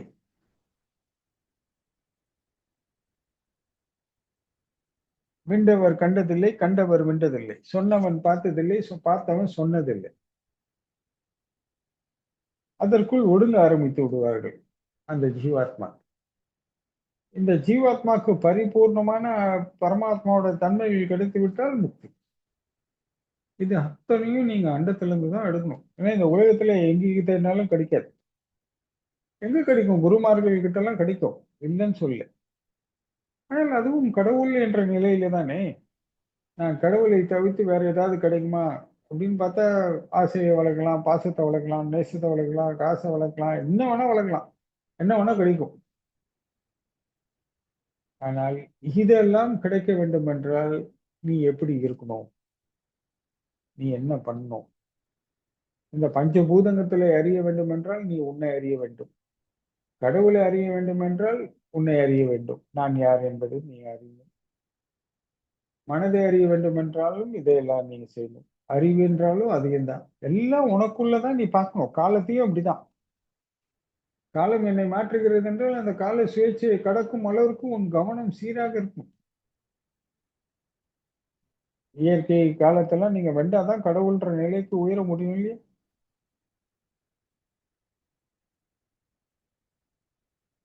இந்த அனைத்துக்கும் ஆதாரம் எதுனா அண்டம் தான். அண்டம் தான் ஆண்டவன். அந்த அண்டத்துல இருந்து நீ உன் கவனத்தை எவ்வளவு தூரம் வளர்த்துக்கிட்டே போறியோ அவ்வளவு தூரம் உன் அறிவு வளர்ந்துகிட்டே போகும். இப்ப புவியீர்ப்புக்கு உட்படும் போது சாதாரண மனுஷர்கள் இந்த புவியீர்ப்பை கடக்கும் போது மட்டும்தான் உனக்கு தியானம் கைகூடியது, கவனம் சீரானது. உங்களுக்கு பாருங்க, இந்த புவியீர்ப்பை கடந்தீங்கன்னாவே ஒரு மென்மை உங்க உடல்ல, முகத்துல எல்லாத்துலயும் மாறும். அது ஒரு மென்மையை கொடுக்கும். அது ஏன்னா இந்த அகம் துன்பப்படுறதுல இருந்து கொஞ்சம் குறைஞ்சி இன்பகரமாக இருக்க ஆரம்பிக்கும். இல்லைன்னா சதா துன்பப்பட்டு கொண்டே இருக்கும். அந்த தியானம் பண்றவங்க எல்லாம் கொஞ்சம் மென்மையா அப்படியே இருப்பாங்க. அந்த அனுபவம் பார்த்தீங்கன்னா அதே பாவத்துக்கு அவங்கள மாத்திக்கிட்டே இருக்கும். அவங்க திருநீர் அணிந்து ருத்ராட்ச மாலை அணிந்து தியானம் செய்யும் போது அவங்கள அறியாம அவங்க மாறிக்கிட்டே இருப்பாங்க. ஒரே நாள்ல மாறாது, கொஞ்சம் கொஞ்சமாக மாறி மாறி மாறி அவங்களும் தன் நிலை உயர்ந்து கொண்டே போகும். ஸோ உங்க கவனம் பூவியத்தை கடக்கணும், அதுக்கப்புறம் மற்ற திசைகளை கடக்கணும், அதுக்கப்புறம் நீங்க பல நிலைகள் தாண்டணும். அண்டங்கள் அடுக்க அமைத்த நீ என் குறைகள் தீர்த்தல் பெரிதோ. இந்த அண்டங்கள் அடுக்கடுக்கா இருக்கு, ஒரே இடத்துல இல்லை. நீ உன் உழைப்பினாலையும் உன் கவனத்தை வளர்ப்பதினாலையும் உன் அறிவை வளர்ப்பதினாலும் தான் இதை கடந்து கடந்து தான் அனுபவிச்சுக்கிட்டே போக முடியும். நீ இப்ப 4 திசை 8 திசை ஆகணும், 8 16 விரியணும், 16 32க்கு போகணும். ஒரு திசையில பாத்தீங்கன்னா நியூட்ரான் புரோட்டான் வேலை செய்யும், ஈர்ப்பு விசை எதிர் விசை. ஒரு பக்கம் சூரிய சந்திரனின் ஆதிக்கம் இந்த உயிருக்கு ரொம்ப அவசியம், பரிணாமத்துக்கு எல்லாத்துக்கும் நிற்கவும். இதெல்லாம் ஒரே கோணல்ல இருக்கான்னா ஒரு இயக்கத்துல இருக்கு, ஒரு சுழற்சியில இருக்கு. அந்தந்த இது வரும்போது அந்த இது தன் தன்மையை வெளிப்படுத்துகின்றது. இந்த சிஸ்டம் யார் இயக்குறார்? இது அனைத்தும் அண்டத்துலதான் இருக்குன்னு எல்லாருக்கும் தெரியும். இப்போ நம்ம உயிர் நம்ம உடல்ல இருக்கு, அதுக்கு தேவையானது சாப்பாடு கொடுக்குறோம், இன்பத்தை கொடுக்குறோம், ஏதோ கொடுக்குறோம். ஆனால் இந்த உயிருக்கு மென்மையை யார் கொடுக்குறான்னா நிலவு கொடுக்குது. அந்த இரவு அந்த நிலவு வந்தோடனே அந்த சுவாசத்தின் வாயிலாக அந்த உயிரை போய் அந்த மென்மை தொட்டவனும் உனக்கு உறக்கம் வந்துடுறது, நீங்க உறங்குறீங்க. அதுக்கால சூரியன் அவன் கதிர்னா அவனோட கதிர்வீச்சு நேரா போய் உன் உயிரை தொடுறதை நீங்க கண் விழிக்கிறீங்க. அங்கிருந்துதான் உங்களுக்கு அந்த உயிர் சூரிய கதிர்வீச்சுகள் உங்கள் உயிரை தொட்டு தொட்ட உடனே நீங்க கண் விழிச்சிடுறீங்க. இப்படிதான் உங்களோட உறக்கம் விழிப்பு நிலையே நடக்கிறது. இப்ப நீங்க சாப்பிட்ட சாப்பாடை நீங்க என்ன பண்றீங்களான்னு பாத்தீங்கன்னா, இந்த சுற்றுப்புற சூழ்நிலை தாக்கம், இந்த ஆக்சிஜன் வாயிலாக நீங்க உள்ள போகும்போது இந்த சுற்றுப்புற சூழல் உங்களுக்கு அவ்வளவு என்வரன்மெண்டல் ரொம்ப அழுத்தமாக இருக்கு.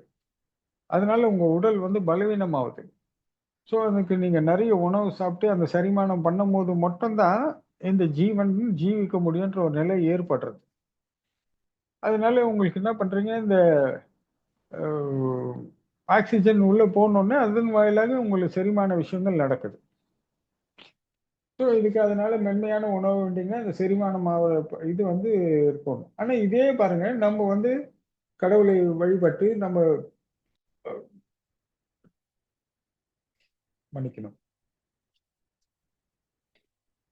யோகம் செய்து தியானம் செய்து ஒரு விரதம் அனுஷ்டிக்கிறோம்னு சொன்னா நம்மளுக்கு பசி எடுப்பதில்லை, நம்மளுக்கு பயமுத்துல, சோறு பல்ல, தலைவரிச்சு வரல, எதுவும் வரல, ரொம்ப ஆரோக்கியமா இருக்கும். இங்க எந்த சக்தியை நம்ம பயன்படுத்திருக்கோம்? இந்த கடவுள்ன்ற ஒரு நம்பிக்கையை பயன்படுத்தியிருக்கோம் விரதம் இருக்கும்போது. அந்த நம்பிக்கை பாருங்க, உங்களை வந்து இந்த பசி தூக்கத்திலிருந்து விடுதலை செய்யுது. இந்த பசி தூக்கத்திலிருந்து இங்க விடுதலை செய்தால் சுகம் துக்கம்ன்ற இடத்துல இருந்து விடுதலை ஆவறீங்க. இதுக்குதான் நம்மளுக்கு வந்து சிவராத்திரி விரதம், சஷ்டி விரதம், மகா சிவராத்திரி அன்னைக்கு நீங்க விரதம் இருக்கணும், சஷ்டி அன்னைக்கு நீங்க விரதம் இருக்கணும். அப்படின்னா இந்த இந்த இந்த ஆற்றலை நீங்க உங்களுக்குள்ள இருந்து வளர்க்கணும், வெளியே கொண்டு வரணும். அதுக்கு நீங்க கொஞ்சம் சிரமப்படணும், வருத்திக்கணும், இதெல்லாம் பழகணும், பயிற்சி பண்ணணும், முயற்சி பண்ணணும், அப்படி என்பதற்காக. இப்ப இந்த பவர், இந்த ஆற்றல் எங்க இருந்துடா எனக்கு கிடைக்குதுன்னு சொன்னா அண்டத்துல இருந்து தான் வருது. அந்த துணை யார் கொடுக்குறா, அந்த சக்தியை யார் கொடுக்குறான்னா கடவுள் தான் கொடுக்குறான். அது பறந்து விரிந்து எல்லா இடத்துலயும் இருந்தாலும் நீ அதை நாட போது மட்டும்தான் உன்னால் உணர முடியும், மற்ற நேரங்களில் உணர முடியாது. ஏன்னா உலக இயக்கத்துல எல்லாம் இருந்தாலும் கூட நடுவுல கடவுளும் நிக்கிறான். பாருப்பா, நான் எதையும் மாறாத சிவமா நிக்கிறேன். எல்லாத்தையும் பாக்குறீங்க, என்ன மட்டும் ஏன்டா பார்க்க மாட்டீங்க? நான் சொல்றதை கேளுங்கடா. இதெல்லாம் வேண்டாம். உங்களுக்கு பெரும் வாய்ப்பும் பெரும் பயனும் நான் உங்களுக்கு கொடுத்துருக்கேன். ஏன் இந்த அற்ப சொற்ப விஷயத்துக்கு பின்னாடி போய் நாசமா போறீங்க? நலமுடன் இருங்கள், நம்பிக்கையுடன் நில்லுங்கள், நான் உங்களை காக்கின்றேன் அப்படின்னு சொல்லி சொல்றாரு. ஏற்போருக்கு அவன் தெரிகிறான், ஏற்காதவருக்கு அவன் ஒரு, என்ன சொல்றது, எட்டா கனியாகவே இருக்கின்றான். நம்மளால முடியாது பார்க்கலாம், அது பெரிய விஷயம் அப்படின்னு போயிடுறான். நம்பி நிக்கிறவனுக்கு ரொம்ப எளிமையா கூடிய வந்து வழிகாட்டுறான், துணையா இருக்கான், உபதேசிக்கிறான், எல்லாம் சரி. புரிஞ்சுதுங்களா ஜெகதீஷ்? புரிந்தது சுவாமி. இன்னும் புரியலன்னா இதையில இன்னும் எளிமைப்படுத்துறதுக்கு வேற ஏதாவது பாதையை தேடுவோம். இதுல இருந்து ஏதாவது ஒண்ணுத்துல இல்ல சாமி இங்க கொஞ்சம் எனக்கு இருக்குன்னா அதை சொல்லுங்க, அதையும் நம்ம பூர்த்தி செய்வோம். புரிந்தது சுவாமி, புரிந்தது. அந்த ம். இடத்தில் தான் நான் அண்டத்தின் அனுபவங்களை அனுபவிப்பது. இப்ப அண்டத்துல இருக்குது உங்க அனுபவத்தின் மேல பிண்டத்துல அனுபவிச்சுதானே நீங்க சொல்ல முடியும். ஆமாம் சார். வேற எங்க போய் சொல்லுவீங்க? புரிகின்றது சுவாமி. இவ்வாறாக ம். அண்டத்தின் புனிதத்தை நாம் பிண்டத்தில் அனுபவிக்க முடிகின்றது.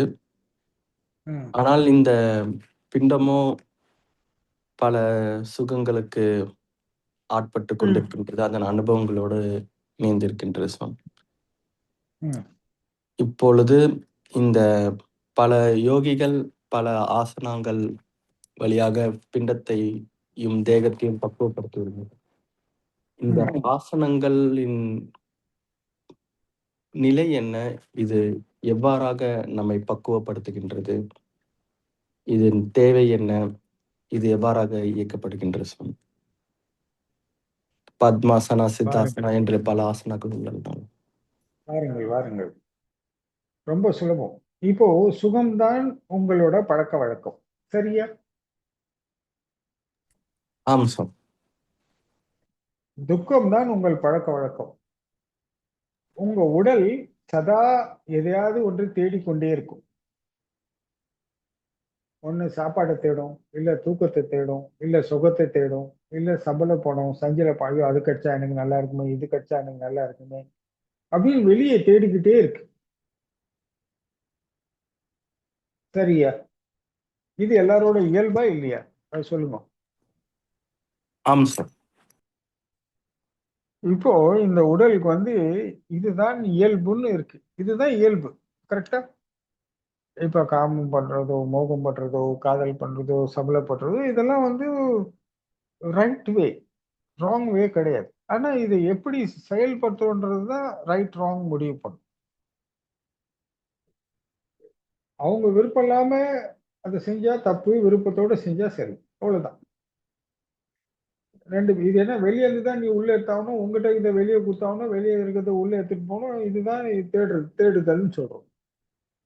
இப்போ இந்த பழக்க வழக்கங்கள் என் அனுபவமாக என் உடலில் சரியா இருக்கு. இதை தவிர்த்து எதிர்த்தாவே நான் ரொம்ப பலவீனமாயிட்டேன். அதன் பின்னாடி போனா நான் பலமாயிட்டேன். அதனால எல்லாரும் இந்த மாதிரி தேடுதல் தானே வாழ்க்கை முறைன்னு சொல்லி எல்லாரும் தேடி தேடி பெற்றுக்கிறாங்க. இப்ப நாம என்ன பண்றோம்? என்னடா இது, இதேதான் உலகம் இருக்கு, இதுலயே சுழண்டு சுழண்டு திரும்ப திரும்ப. சரி, இதற்கு நம்ம என்ன பண்ணோம்? முதல்ல நம்மளுக்கு உறுதியான நிலை வரும். இந்த உறுதி எதுக்கு வேணும்?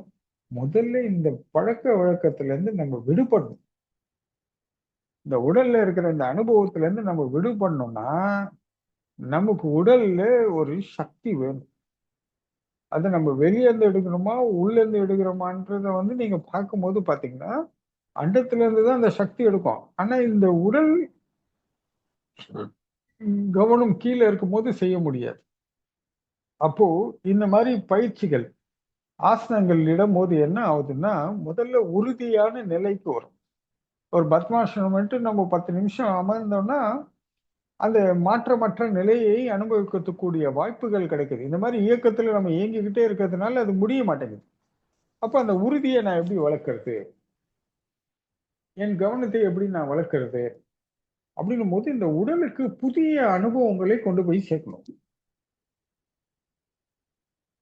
ஏன்னா இந்த உடல் இதுக்கு தான் பழகி இருக்கு. இந்த உடல் இதுக்கு தான் பழகி இருக்கு. இந்த பிராணாயாமத்துல நம்ம சுவாசத்தினால சுற்றுப்புற சூழல், கண்ணில் பார்த்தது, காதால் கேட்டது, நேசிச்சது எல்லாமே பதிவுகளா உள்ள போய் அது ஒரு இயக்கமா போயிட்டு இருக்கு. ஸோ இதனால என்ன பண்றாங்கன்னா, முதல்ல தேக பயிற்சி, இந்த சுவாசத்தை சீராக்கும். இந்த சுவாசம் சீரானவே கவனம் தெளிவாயிடும். கவனம் புவியிருப்பை கடந்து வளர்க்கும். இப்போ உங்க கவனத்தை எப்படி வளர்ப்பீங்க? இப்ப நீங்க கவனத்தை வளர்க்க வேண்டும் அப்படின்னா எப்படி வளர்ப்பீங்க? தியானம் பண்ணா கவனம் வளரும் அப்படின்னு சொல்றாங்கன்னா, தியானத்தின் போது என்ன செய்றீங்க? இந்த வெளியே ஓடுற மனத்தை ஒருநிலைப்படுத்துறீங்க. இந்த உடலோடையும் மனதோடையும் இணைக்கப்படும் போது, மனமும் உடலும் இணையும் போது கவனம் சீராகுது. அதனால இந்த இயக்கங்கள் வேகம் கொஞ்சம் குறையிறது. அதனால உங்களுக்கு கொஞ்சம் தெளிவு கிடைக்குது, நிம்மதி கிடைக்குது, தன்னம்பிக்கை கிடைக்குது, தைரியம் கிடைக்குது, இதெல்லாம் கிடைக்குது. இப்ப நாம இந்த உலகத்தையே நம்ம அறியணும், இயற்கையை அறியணும், காலத்தை அறியணும், இதெல்லாம் கண்ணுக்கு தெரியாம இருக்கு. அப்போ நீங்க என்ன வளர்க்கணும்னு சொன்னா கவனத்தை வளர்க்கணும். முதல்ல இந்த உடலை பக்குவப்படுத்தணும். மனமும் உடலும் ஒன்றாக இணைவதற்கு இதை முழு பயிற்சி செய்து இந்த மனதோட அனுபவங்களும், இந்த சுக துக்கங்கள், பழக்க வழக்கங்கள் இது தொடர்ந்து அம்மா, அப்பா, அண்ணன் நம்மளோட மரபணுக்களுக்குள்ளேயே இது கலந்துருக்கு. சுற்றுப்புற சூழல்ல இருக்கு. எல்லாத்துலயும் இது கலந்துருக்கு. ஆனா நீங்க என்னதான் கட்டுப்படுத்தி நின்னாலும் அடுத்த நிமிஷம் எதிராளி ஒருத்தர் வந்தாருன்னா உங்களை மாத்தி விட்டு போயிட்டே இருப்பாரு. அதனோட இயக்கம் உங்களை இயக்கிட்டு போயிட்டே இருக்கும். நான் என்னால யாரை இயக்க முடியாதுன்னா, இப்போ உங்களோட ஒரு 10 வயசு சின்னவரை வந்தா உங்களை இயக்க முடியாது. 10 வயசு மேல வந்தவர் இதே அனுபவிச்சு 100 மடங்கு பவர்ஃபுல்லா இருக்காரு. அவங்களை பார்த்தா, டேய் இதெல்லாம் நாங்க எப்போ பண்ணோம், சரி போ அப்படி கல்யாணம் பண்ணு, ஓரம் கட்டு போ அப்படிங்குவாரு. உங்களோட மதிப்பு புஷ்ஷுன்னு போயிடும். வந்துட்டார் இவர் பெரிய யோகி, அவரை ஞானி அவரு. நாங்களும் உன் வயசுல அதெல்லாம் பண்ணோம், அதெல்லாம் முடியாது, அந்த பொண்ணை கல்யாணம் பண்ணு போ. அவரு ஏன் இதை அனாவசியமாக சொல்கிறாரு? நீங்க அது வரைக்கும் நான் 10 வயசு உங்களோட 10 வயசு சின்ன வரும்போது நீங்க பெரிய ஆளா அவனுக்கு தெரியுறீங்க. நீங்களும் அப்பா நம்மளை இயக்கவில்லை. உங்களோட 10 வயசு பெரியவன் வரும்போது உங்களை அசால்ட்டா புஷ்ன்னு ஆக்கிட்டு போயிடுவான். நீங்க இவ்வளவு நேரம் நம்ம பெரிய பவர், பெரிய ஆளுன்னு நினைச்சிட்டு இருந்தோம், இப்போ ஒண்ணுமில்லாம போயிட்டோமே, எங்க போச்சு? அவருன்னா நம்மள இப்படி அலட்சியமா அசிங்கப்படுத்திட்டு போயிட்டாரு. இப்போ நம்ம யோகம் பொய்யா, நானும் பொய்யா அன்னு உங்களுக்கே கேள்வி எழும் நிலைக்கு வந்துடும். இந்த மாதிரி இந்த உலகத்திலே எது வந்தாலும், கண்ணுக்கு தெரிஞ்சது, கண்ணுக்கு தெரியாதது எது இயக்குனாலும் உள்ளே உறுதியான நிலை வேண்டும். கொண்ட கொள்கையில் உறுதி வேண்டும். ஸோ இந்த மாதிரி நீங்க உறுதியா நிக்கணும்னா இந்த உடல்ல பலம் வேணும். இந்த உடலுக்காக நீங்க என்னெல்லாம் எடுக்கிறீங்களோ அத்தனையும் உங்களோட பலவீனம். ஏன்னா வெளியே இருந்து உள்ள எடுத்துன்னு போறது எல்லாமே உன்னை பலவீனப்படுத்துகின்றன. எல்லாருக்கும் தெரியும். அந்த ஏதோ பலத்தை பெறணும்னா அதுக்கு நீ ஒண்ணு கொடுக்கணும், அது ஒண்ணு கொடுக்கணும். இப்படி கொடுக்கல் வாங்கல் முறையில தான் நீங்க வாழ்க்கை பயணம் இருக்கும்போது நம்ம எதுவுமே இல்லை கடவுள் நோக்கி பயணிக்கும் போது இந்த உடல் பலமாகணும். அதற்கு முன் இந்த உறுதியா இருக்கணும். இந்த உடல் வந்து பெரும் பெரும் ஆற்றல்களை சுமக்க போகின்றது. இதற்கு வந்து பெரும் பெரும் பலன்கள் வரணும்னா இந்த உடலினுடைய வன்மை இருக்கக்கூடாது, மென்மை தான் இருக்கும். நீங்க உலகத்துல எதை எடுத்தீங்கனாலும் உங்களை வன்மைப்படுத்தும். காதலிச்சாலும் சரி, ஆசை, பாசம், நேசம், பணம், சொத்து எது இருந்தாலும் உங்களை வன்மையாக்குமே தவிர உங்களை மென்மையாக்காது. ஆனால் இதெல்லாம் தன் வாழ்வுக்கு தேவை, பாதுகாப்புன்னு அவசியமாக்கப்படுறது. அதன்படி போறாங்க. அது தப்பு இல்லை. ஆனா நாம் ஆன்மீகத்தை பத்தி பேசும்போது மட்டும்தான் உதாரணத்துக்கு எடுத்துக்கொள்கின்றமே தவிர அது தவறு என்று சொல்லவில்லை. நான் புரிஞ்சுக்கணும். அது இயல்பு. அதிலிருந்து நம்ம விடுபட்டு கடவுள்ன்ற நிலையை நோக்கி பயணிக்கும் போது மட்டும்தான் இதெல்லாம் பிரச்சனை, பாரம் சொல்லி நம்ம பேசுறோம். முதல்ல புரிஞ்சுக்கிறது ரொம்ப கவனமா தெளிவா புரிஞ்சுக்கணும். தப்பா புரிஞ்சிக்க கூடாது. இதெல்லாம் தப்பு இல்லை. இதெல்லாம் இயல்பு. இதெல்லாம் அவசியம், நெசசிட்டி. ஒரு மனுஷனோட தேவைகள். அவன் உயிர் வாழும்போது இதெல்லாம் அவசியம் என்றுதான் படைக்கப்பட்டிருக்கு. ஆனால் இந்த மாதிரி வெறும் பிறந்தேன், வளர்ந்தேன், இனவிருத்தி செய்தேன், மடிந்தேன் என்ற நிலைக்கு போகாமல் என் வாழ்வை பயனுள்ளதாக்க வேண்டும். நான் யார் என்று அறிய வேண்டும். நான் எங்கிருந்து வந்தேன், நான் எங்கே செல்கின்றேன், என் பிறப்புக்கு அப்புறம் நான் யார், இன்னும் நான் எங்க போறேன், என்ன ஆன ஏது. உடல் போனோடனே மனம் போயிடுறது. கக்கா குருவிகள் எப்படி மீண்டும் பரிணாம இயக்கத்துக்குள்ளே செல்கின்றனோ அதே போல் நானும் செல்கின்றேன். இந்த மனம் இல்லை என்றால் எனக்கு சொந்தம் இல்லை, பந்தம் இல்லை, உற்றார் இல்லை, உறவினர் இல்லை, நான் இல்லை, எதுவுமே இல்லை. அதனால் என் அனுபவம் என்னவாக இருக்கும்? மனம் இருக்கிறவர் தான் இதெல்லாம் நான் சொல்றாங்க. எடுத்துட்ட பிறகு இதெல்லாம் மனம்ன்ற இயக்கமே கிடையாது. அப்போ எங்க எனக்கு எதுவுமே இல்லை.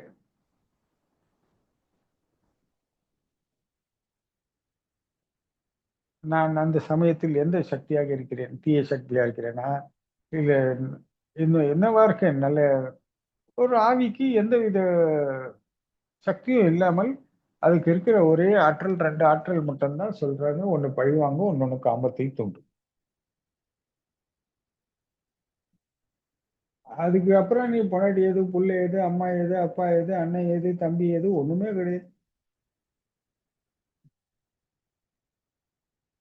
இந்த மனம் ஒண்ணு இருந்தாதான் எல்லாமே இருக்குது. செத்துட்டா அந்த மனம்ன்ற ஒண்ணு இயக்கமே கிடையாது. அது பாருங்க, ஒரு 10 நாள், 15 நாள், ஒரு வருஷம் பொறுத்து அது ரொம்ப சுலபமாயிடும். இருந்தாங்க, இறந்தாங்க, போனாங்க, வந்தாங்க. அந்த காலம் அதெல்லாம் மாத்திடும். காலம் பதில் சொல்லும். அது கண்ணால் பார்த்து காதால் கேட்கும் போது மட்டும்தான் இதெல்லாம் என்று என்றும் சொல்லிட்டு இருக்கோம். கண்ணில் பார்த்து காதால் கேட்கும்போது இல்லைன்னு சொல்லிட்டா அதனோட அனுபவங்கள் புஸ்துன்னு குறைஞ்சு போயிடும். ஏன்னா அதை விட நீங்க அடுத்தடுத்த விஷயங்களை கண்ணில் பார்த்துட்டு இருக்கீங்க, காதுல கேட்டுட்டு இருக்கீங்க. அந்த பழைய அனுபவங்களுக்கு போகும்போது மட்டும்தான் அதன் மதிப்பு தெரியும். அப்ப அனுபவிச்ச பழைய பதிவுகளுக்கு போய் அதை அனுபவிச்சு அதுல கண்ட பலனை நீங்க ரசிக்க போது மட்டும்தான் அது பெருசா தெரியும். நீங்க பிரசன்ஸுக்கு திரும்ப வந்தீங்கன்னா அது ஒண்ணுமே இருக்காது.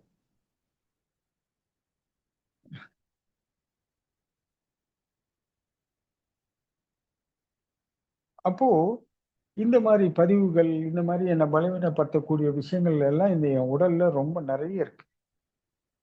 இதையெல்லாம் நான் முதல்ல எடுக்கணும். இதுக்கு என்னடா செய்யறது அப்படின்னு சொல்லும் போது தேக பயிற்சி மிகவும் அவசியம். யோகாசனம்.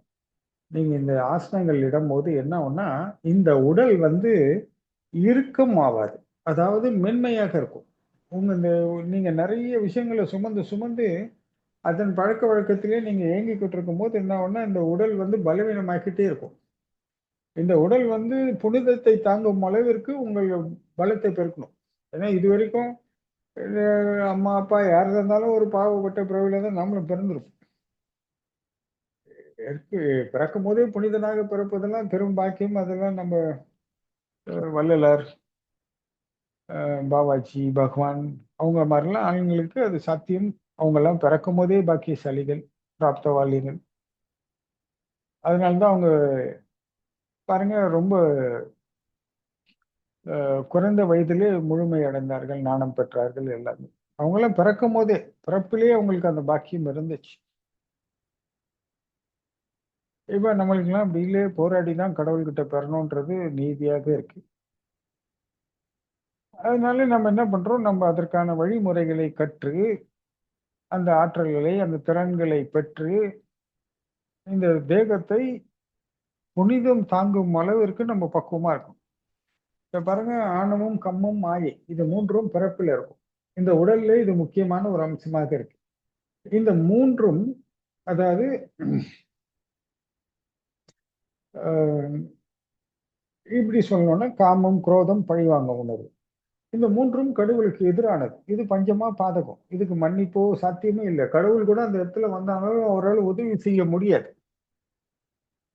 கடவுளே உன்னை காப்பாற்ற நினைத்தாலும் இந்த அனுபவங்கள் தடுக்கும். அப்போ இந்த மூன்று விஷயத்தை நமக்குள்ளேருந்து எடுக்கணும். பாருங்க, இதுதான் இந்த ஆவியில போய் பதியுது. பழி வாங்குது, காமத்தை தூண்டுது. இதுதான் நீங்க இது வரைக்கும் எந்த சினிமா, பேய் படம் எதை பார்த்தீங்கன்னாலும் இதுதான் காட்டுவாங்க. வேற ஒன்றும் காட்ட முடியாது. இது ரெண்டு தான் செய்யினா இது ரெண்டும் நடைமுறை வாழ்க்கையில நீங்க நல்லா பார்க்கலாம். அவனுக்கு ஆதரவா இருந்தா நம்மள ஓகணுவான், ஆதரவு இல்லைன்னா உன்னை அழிக்காம விட மாட்டேன்டான்மா. உன்னை எதிர்த்தானா நான் உன்னை அழிச்சிருவேன். ஏன் சொல்றாங்க? இதெல்லாம் நீங்க கொஞ்சம் அறிவுபூர்வமா பார்க்கணும். அப்போ இந்த மாதிரி இந்த உடலுக்கு வந்து இந்த மாதிரி இன்னல் இடையூறுகள்லாம் நிறைய இருக்கும் போது இந்த உடலை முதல்ல தகுதியானதை ஆன்மீகத்துக்கு தகுதியா நம்மளை வளர்க்கணும். ஏன்னா நம்ம வெளியே ஓடியே பழகிட்டோம், உள்ள நிக்க பழகணும். அப்போ இந்த உடலுக்கு கொஞ்சம் பலம் சேர்க்கணும். அந்த ஆற்றல் பெருக்கும் போது மட்டும்தான். இல்லைன்னா நீங்க சின்ன சின்ன விஷயங்கள் பண்ணும்போது, முயற்சி பண்ணும் போதெல்லாம் சோர்ந்துடுவீங்க. அப்போ இந்த பயிற்சி செய்யும் போது அதனால் கிடைக்கிற பலன்கள் இருக்கு பாருங்க, அது உங்களை தொடர்ந்து உற்சாகத்தை கொடுத்து திரும்ப உங்களை இயக்குது அடுத்த நிலைக்கு. இப்போ ஐம்புலன்களின் வாயிலாக தான் நீங்க உள்ள போகணும். எந்த ஐம்புலன்களின் வாயிலாக நீங்க வெளியே போனீங்களோ அதே ஐம்புலன்களின் வாயிலாக தான் நீங்க உள்ள போகணும். இந்த ஐம்புலன்கள் வாயிலாக உள்ள போகும்போது இது அவ்வளவு சுலபமா இருக்காது. அந்த உடல் பலவீனமா இருந்தா பயத்தை கொடுக்கும். இந்த உடல் பலமா இருந்தா சந்திக்கும் தைரியத்தை கொடுக்கும். இதுக்காக நம்ம ஆசனங்கள் மிகவும், யோகாசனம் ரொம்ப முக்கியம். அதுக்குதான் நம்ம இந்த உள்ள இருக்கும் தேகத்தை தான் இதெல்லாம் நம்மளுக்கு தடை, சுகம், துக்கம் எல்லாம் சொல்றோம் இல்லையா? இதெல்லாம் இந்த உள்ள இருக்கிற தேகம் தானே தடுக்குது. அதனால தானே நம்ம மாத்திரம்னு சொல்லிட்டு அதுக்கு தான் இதுக்கு தேக பயிற்சி நம்ம பேர் வச்சோம்.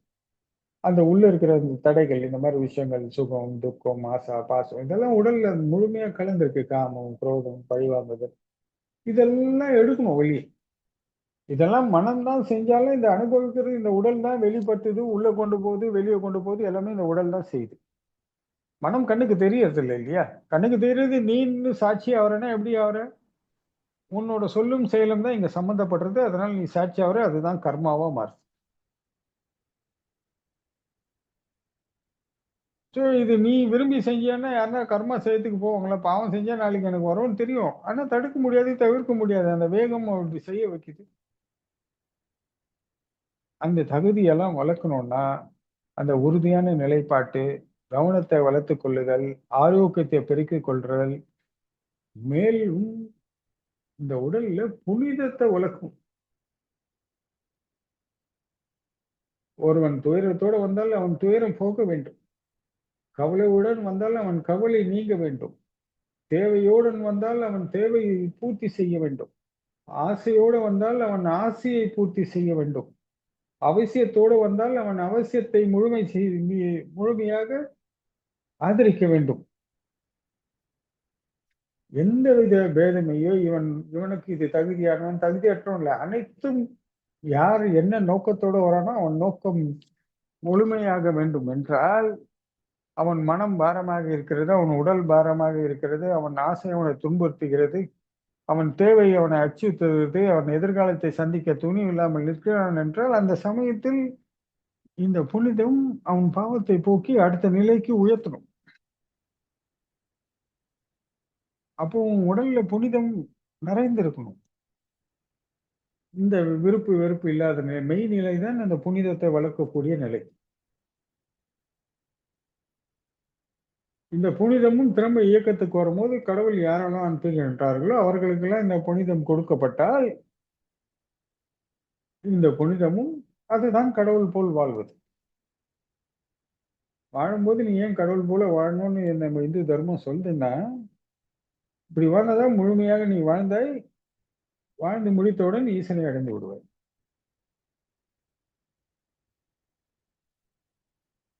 இதெல்லாம் நம்ம இந்த உடல்ல இருக்கிற பதிவுகள், இந்த அனுபவங்களை எல்லாம் மாத்தி அமைக்கணும்னா அந்த உடலுக்கு புதிய சக்திகள், புதிய அனுபவங்கள் எல்லாம் கொண்டு போகணும். அது எப்படி கொண்டு போறது? நம்ம அதுக்கு தான் 5 வகையான வழிபாடு வச்சு, யோகாசனம், பிரணயமம், மந்திர ஜபம், பாராயணம், தியானம். இந்த 5ம் பாருங்க, இந்த 5ம் ஐம்புலன்கள், ஐம்பொறிகள், ஐம்பூதங்களை கட்டுப்படுத்தி இது அனைத்தும் ஒரு நிலை அடைய சேரும். இது 5ம் என்ன பண்றதுன்னா 5 வேலை செய்யுது. 5 வேலை என்ன வேலை செய்யுது? ஐம்புலன்களை கடக்க செய்கிறது, ஐம்பொறிகளை கடக்க செய்கிறது, பஞ்சபூதங்களையும் கடக்க செய்கிறது. இதையெல்லாம் கடந்து விட்டால் நான் ஆன்மாவாகிவிட்டேன், சுத்த தேகியாக நாம் மாறுகின்றோம். ஆன்ம அனுபவங்கள் நம்மளுக்கு வர வர இந்த தேகம் சுத்தமாகிறது, சுத்த தேகி. மலஞ்சலம் கூட காற்றில் கரை, நீங்க சாப்பிட்ட சாப்பாடு கூட ஒளியில் கரைந்து போகும். அந்த அளவிற்கு இது சுத்த தேகி ஆகலாம். நீங்கள் சுத்தம் என்பது புறத்தே அல்ல, புறத்தே செய்வது தூய்மை. நீராடுதல் தூய்மை. சுத்தம் அகத்தே சுத்தம். அகத்துல எப்ப இருந்தாலும் கடவுள் தன்மையான அன்பு, கருணை, இரக்கம், பரிவுபகாரமும், அமைதி, சமாதானம், ஒற்றுமை, நிதானம், தெளிவு, உறுதி, தன்னம்பிக்கை, தைரியம், ஒழுக்கம், பண்பு, இதெல்லாம் தான் உள்ள இருக்கணும். இதெல்லாம் தான் மனிதன் தேடுதல். மனிதன் காசு பணம் தேடுறான், சொத்து சுகம் தேடுறான்னு இருந்தாலும் அவன் தேடுதல்ல முக்கியமான பங்கு இதெல்லாம் பெற்று இது கிடைக்குமா என்று முயல்கின்றான். கிடைக்கவில்லை, தோற்று விடுகின்றான். அவன் சொத்து சுகம், காசு பணம் எல்லாம் எதற்கு தேடுகின்றான்? இந்த பாதுகாப்பு கிடைக்குமா என்று. ஒரு காலகட்டத்தில் உணர்வான் இதெல்லாம் பாதுகாக்காது, வசதியான வாழ்க்கை, ஆடம்பர வாழ்க்கைக்கு பகட்டுக்கும் தான் இது உதவும் என்று புரிந்தவுடன் அவன் உண்மையான தேடுதல் இதுதான் என்ற புரிதல் வரும். இதைத்தான் கடவுள்கிட்ட எல்லாரும் தேடுறான். பணக்காரன், ஏழை, எளியவன் எல்லாரும் தேடுறாங்க. இந்த தேடுதலை நீ முழுமையாக உன் சொல், செயல், உடல் எல்லாத்திலையும் கலந்துருக்கும். அப்ப இந்த உடல் எத்தனை தூரம் பக்குவத்தில் இருக்கும்? இந்த பஞ்சபூதங்களையும் கடக்கும். ஐம்புலன்கள், ஐம்பொறிகள், பஞ்சபூதங்கள். இதுக்கப்புறம் காலம் வந்து உங்களை மாற்றும். அப்போ அந்த காலத்து சுழற்சியிலேருந்து நீங்க விடுபட்டு யோக நிலையில நிற்கணும். யோகம் ஆன்மாவோட இணைஞ்சு நிற்கணும். திரும்பவும் நீங்க இணையணும், திரும்பவும் நீங்க பிரியணும். சமாதி நிலைன்னு சொல்லுவாங்க. நீங்க பிரித்தல், இணைதல்,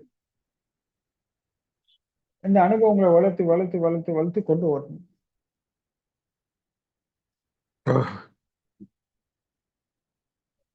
ஏன்னா நீங்க இணைஞ்சாதான் திரும்ப ஜீவிக்கணும், திரும்ப பிரியணும், திரும்பி இணையணும். இது எல்லாம் பயிற்சிகள் செய்யணும். அதுக்கப்புறம் இந்த காலம் எல்லாமே ஒரு நிலை அடையும்.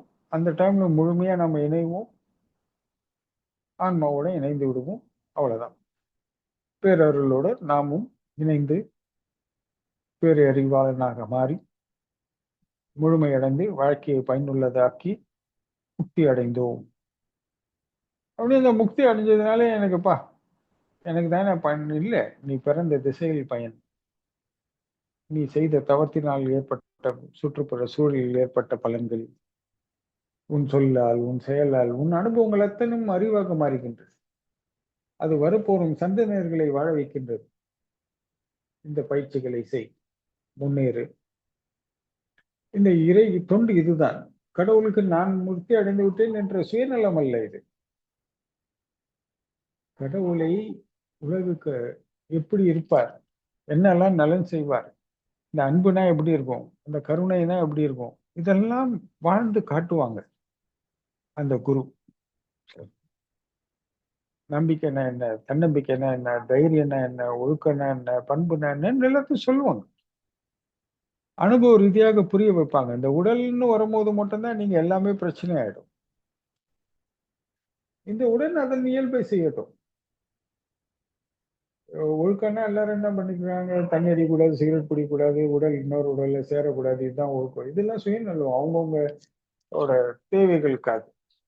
இப்படி இருந்தா தான் நன்மை நடக்கும். ஏன்னா இதுதான் ஆதாரம், உடல் தான் ஆதாரம். இந்த ஆதாரத்தை வச்சுதான் பயணம்.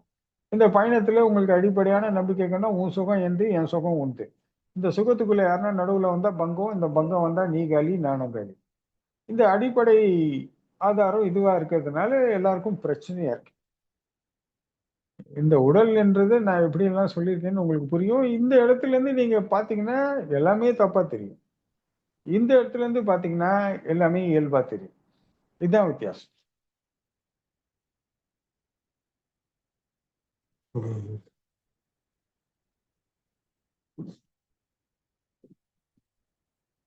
மன்னிக்கலாம். இதுதான் நேத்து நீங்க கேட்ட கேள்விக்கு இப்போ புரிஞ்சிருக்கும்னு நினைக்கிறேன். வந்துச்சு. புரியுது சாமி.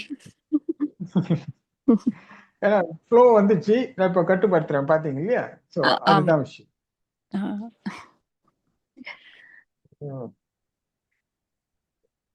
இப்ப நம்ம இந்த மாதிரி நம்ம சுத்த தேகியாக, ஒரு புனிதனாக நாம் தயாராக வேண்டுமென்றால் இந்த உடலை அதற்கான தகுதியை வளர்த்து கொடுக்கணும். அந்த தகுதியை வளர்த்து கொடுக்கறதுக்கு தான் நம்ம இந்த யோகாசனம், இந்த ஐவகை வழிபாட்டை செய்து நாம் இதையெல்லாம் முன்னிலைப்படுத்தி பாருங்க. இந்த இடத்துக்கு நம்ம வந்தோம்னா ஐம்புலன்கள், ஐம்பொறிகள், பஞ்ச பூதங்கள் போனோம் தானே. இந்த மனதெல்லாம் நம்ம ஒரு பொருட்டாவே இல்லை, புஷ்ன்னு போயிடுச்சு, மனம் காணாம போயிடுச்சு. இந்த மனதோட பவரே இவ்வளவுதான்.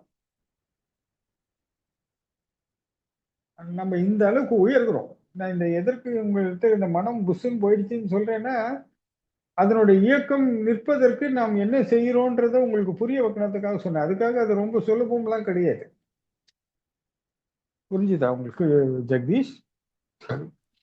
ஆனா நம்ம இது இயக்கத்துக்கு வரும்போது இந்த மனம்ன்றது நம்மளை இயக்க உள்ளவே வரலையே, வருதா?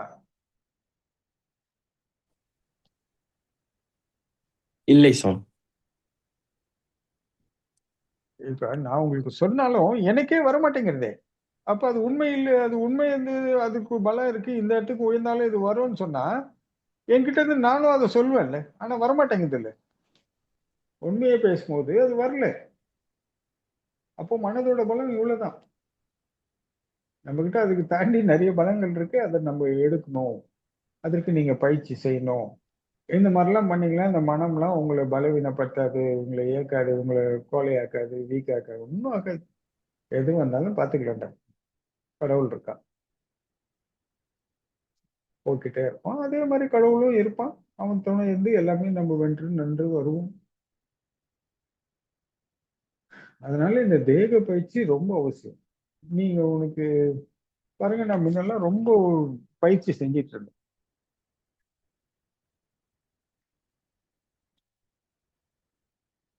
எனக்கு அதனால நிறைய இன்னல்கள் வர ஆரம்பிச்சிச்சு. என்னன்னா இந்த உடல்ல வந்து நிறைய பொலிவு, பலம், கவர்ச்சிகள்லாம் அதிகமாக ஆரம்பிச்சது. இது நடைமுறை வாழ்க்கையிலே எனக்கு வந்து இது ஒரு பெரிய சிரமத்தை ஏற்பட்டுச்சு. ஏன்னா நம்ம அந்த இடத்துல இருந்தோம்னா அது சரி. ஆனா நம்ம காலையில இந்த பயிற்சி எல்லாம் செய்யறோம், அடுத்த நிமிஷம் அடுத்த சில மணி நேரத்துல நடைமுறை வாழ்க்கைக்கு வந்து உலக நீதியோட கலக்குறோம். நான் உலக நோயோட கலந்துட்டு திரும்ப ரிட்டர்ன் வரும்போது அவங்களுக்கு தெரிஞ்ச விஷயங்களோட நான் கலக்க வேண்டியதா இருக்கும் போது எனக்கு சில இதனால ஒரு பாதகங்கள் ஏற்பட ஆரம்பிச்சு. அடே என்னடா கடவுளே இது இப்படி போகுதுன்னு சொல்லிட்டு என் கவனத்தை குறைப்பதற்காக நான் பல காரியங்கள் செஞ்சிருக்கேன். இன்னைக்கு கூட பாத்தீங்கன்னா என் கவனத்தை குறைப்பதற்காக குறைஞ்சபட்சம் ஒரு 2-3 மணி நேரம் செலவு செய்வேன் ஒரு நாளில். என் கவனம் டக்குன்னு வளர்ந்துரும். ஸோ அந்த வளரும் போது என்ன ஆகுதுன்னா அடுத்த மாற்றங்களுக்கு இப்ப நான் ஒருத்தரை சந்திக்கிறேன்னா சுமூகமாக இருக்காது. உடனே நான் என் கவனத்தை குறைப்பதற்கு நான் எதாவது செஞ்சு அந்த பிரசன்ஸ்க்கு வந்து நான் திரும்ப அந்த இடத்துக்கு போகணும். இதற்காக நான் பயிற்சி செய்வதை நிப்பாட்டேன். ஏன்னா அதிக பயிற்சி செய்யும் போது என்ன ஆகுதுன்னா என்னால இயல்புக்கு திரும்புவதற்கு முடியாம போகுது. அதனால என்ன ஆகுதுன்னா பார்க்கிறவங்களுக்கு வந்து அவங்களுக்கு தெரிஞ்ச பார்வையில தான் நம்மள பார்ப்பாங்க.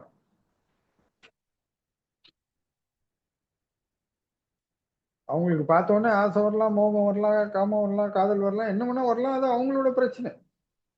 அவங்களுக்கு அதான் தெரியும். அது அவங்களுக்கு அதான் வரும். இப்ப நம்ம ஒரு ஞானி, யோகின்ற ஆடையிலோ, ஒரு துறவியோ இருந்தாலும் அவங்களுக்கு வராது.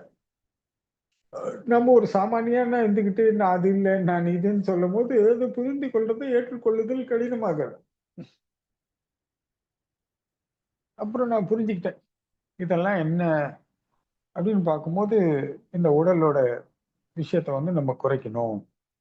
இதற்கான வயது வரும்போது நம்ம இதை உயர்த்திக்கலாம். இப்போதைக்கு குறைப்பதற்கான விஷயத்த பார்ப்போம் அப்படின்னு சொல்லிட்டு குறைக்க ஆரம்பிச்சேன். இந்த உடலுக்கெல்லாம் பெருசா வெளியே கொண்டு வராம எல்லாத்தையும் உள்ளுக்குள்ளேயே ஆன்மாவோட இணைத்தல்லையே கொண்டு போக ஆரம்பிச்சேன். இப்ப என்ன ஆகுதுன்னா, ஏன்டா இதெல்லாம் நீங்க செய்யணும் சாமி? அது அவங்க பிரச்சனை. அவங்கள அலட்சியப்படுத்தலாம், உதாசீனப்படுத்தலாம். என்னால் ஒரு ஜீவன் துன்பப்பட வேண்டான்ற ஒரு நோக்கம் தான். ஈசன் இதை செய்வானா அப்படின்னு பார்த்தா சிவபெருமான் செய்வாரா? சிவபெருமான் காதல் மோகம் கொள்ளாதவர்களே கிடையாது. ஆணே காதல் கொள்வான் சிவனை பார்த்து. அத்தனை அழகு, அத்தனை பொலிவு.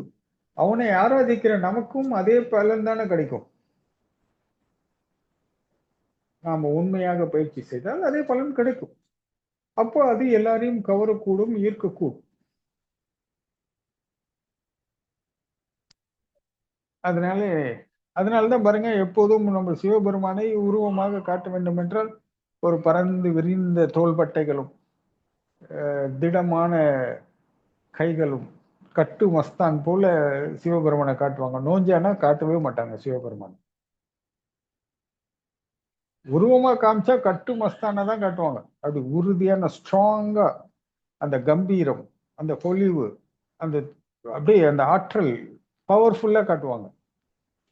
ஏன்? அது அப்படிதான் இருக்கு.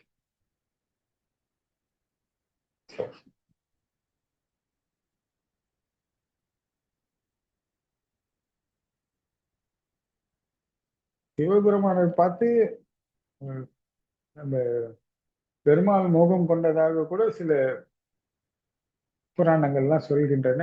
அவரும் அதற்கு செவிசாய்த்ததாகவும் சொல்கின்றது. அதெல்லாம் நம்மளுக்கு புராணங்களின் வாயிலாக அறிந்து கொண்ட ஒரு சில விஷயங்கள். அது உண்மையா பொய்யான்லாம் ஆராய்ச்சி பண்ண முடியாது. அது நம்ம ஒரு புராணம் சொல்லுது. ஏன்னால் அத்தனை அழகு மிக்கவர்களாக இருப்பாங்க அப்படின்னு சொல்லிட்டு. அதற்கு அத்தனை அந்த மென்மையின் உச்சம். அந்த மென்மைக்கு முன் எல்லாம் தோற்கும். ஆண், பெண் எல்லா உயிர்களும் வணங்கி நிற்கும். அப்படியே ஊன்கள் உருகும் கண்டவுடன்.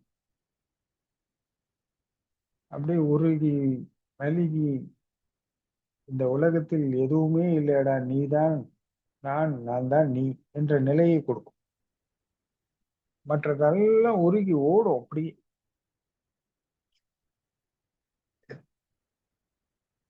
அதனால இந்த யோகாசனம் மிக மிக அவசியம். ஈசனை வணங்குவதற்கும் தகுதியை வளர்த்துக் கொள்ள வேண்டும் என்றாலே அதை செய்யணும். ஈசனை வணங்கும் தகுதி வேணும்னா இந்த உடலுக்கு இந்த மாதிரி அற்ப சுகங்களின் அடிமைத்தனத்திலிருந்து விடுதலை பெறணும். இதெல்லாம் நம்ம அடிமையா இருக்கும் இந்த அற்ப விஷயங்களுக்காக. பசி, தூக்கம், சுகம், துக்கம், காசு, பணம், காமம், குரோதம், இந்த மாதிரி விஷயம்லாம் நம்மள அதை எதிர்க்க முடியலையே, தவிர்க்க முடியல. அது பின்னாடி தான் போக முடியுதே தவிர அதை விட்டு விலகி வர முடியலன்னும் போது அது ஒரு அடிமைத்தனம்னு சொல்றோம். அதை விடுவதற்கோ தவிர்ப்பதற்கோ எல்லாருக்கும் சாத்தியக்கூறுனா அதை சொல்ல மாட்டோம். அது நம்மளை இயக்குகிறது என்றால் அதன் பின்னாடி நம்ம போகிறோம் என்றால் அது அப்படிதான் விஷயம் இல்லையா? இப்ப உடனே ஏன் சிவனடியார், முருகனடியார்லாம் சொல்றாங்க, பாம்பன் அடியார்லாம் எதுக்கு, பாம்பன் சுவாமிகள் அடியார்லாம் எதுக்கு சொல்றாங்கன்னா, அஹ், இந்த மாதிரி நான் உன்னோட அன்புக்கு, உன்னோட அருளுக்கு, உன் ஆற்றலுக்கு, உன் அறிவுக்கு நான் அடிமை. இது மட்டும் தான் எனக்கு வேணும். அதெல்லாம் வேணும். எனக்கு எந்த சுகம் வேணாம், துக்கம் வேணாம், எதுவும் வேண்டாம்ப்பா. உன் அடியார் நான், உன்னை வணங்கி நிற்கின்றேன், அருள்வாயாக. அவ்வளவுதான். ஸோ அந்த தன்மை மட்டும்தான் என்னை இயக்க வேண்டும். அதுதான் என்னுள் இருக்கும் ஈசன் தான் என்னை இயக்க வேண்டுமே தவிர இயற்கையோ காலமோ இல்லைன்னு நான் சொல்வேன். என்னை இயக்குபவன் என்னுள் இருக்கும் ஈசன் ஒருவனை இயக்கும் சக்தி அவனுக்கு தான் இருக்குன்னு சொல்லுவேன் நான் அப்பப்ப ஒரு கம்பீரமா. அதுவும் உண்மைதான், இல்லைன்னு சொல்லு. ஆஹ் இதுதான் அந்த அடியார் அப்படின்லாம் அடிமை எல்லாம் சொல்றது. அப்ப இந்த உடல் இதுல இருந்து எல்லாம் விடுதலை பெறணும், மாற்றம் பெறணும். இந்த உடல் சிவனை வணங்கும் தகுதியை வளர்க்கணும். இந்த மாதிரி ஒரு புதிய அனுபவங்கள், புதிய ஆற்றல்கள், புதிய திறன்கள், புதிய அறிவுகள் எல்லாம் இந்த உடலுக்கு கொண்டு போகணும். இந்த அல்ப விஷயங்கள் எல்லாம் என் உள்ள இருந்து வெளியே வரணும்னா அதற்கு இந்த உடலுக்கு உறுதியான பலம் வேணும். அடுத்து இந்த கவனத்தை வளர்க்கணும். கவனத்தை எப்படி வளர்க்கணும்னா இப்படிதான் நீங்க பயிற்சி செஞ்சு வளர்க்கணும். இந்த பழைய அனுபவங்கள் உங்களை கீழே இழுக்கின்றன. இந்த பயிற்சி செய்யும் போது இந்த அனுபவங்களை கடக்கும் போது உங்கள் கவனம் மேல் நோக்கி செல்கின்றன. இதற்கு தான் இந்த யோகாசனம் மிக மிக முக்கிய பங்கு வகிக்குது. புரிஞ்சதுங்களா ஜெகதீஷ்? புரிந்தது சுவாமி. இதுக்கு மேல இந்த படத்தை இன்னும் என்ன சொல்றதுன்னு எனக்கு முடியல. ஏன்னா நம்ம நேரத்துக்கும் வந்துட்டோம் சுவாமி. நேரத்துக்கும் வந்துட்டோமா? Very good. ஏன்னா இதுக்கப்புறம் தாண்டினா வேற ஏதாவது கோணல்ல போயிடுமோன்ற ஒரு அச்சம்.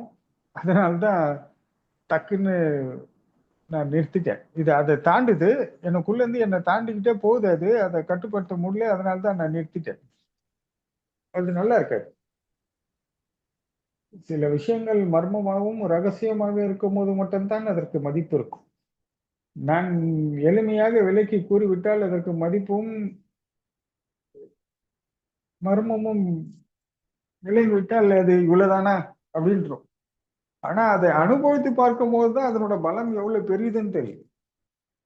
நம்ம இவ்வளவுதான் அப்படின்னு நீங்க சும்மா சொல்லிக்கலாம். ஆனா அது உண்மையால அதை சந்திக்கும் போதுதான் அதனோட உண்மையான மதிப்பு என்ன, பலம் என்னன்னா உங்களுக்கு தெரியும்.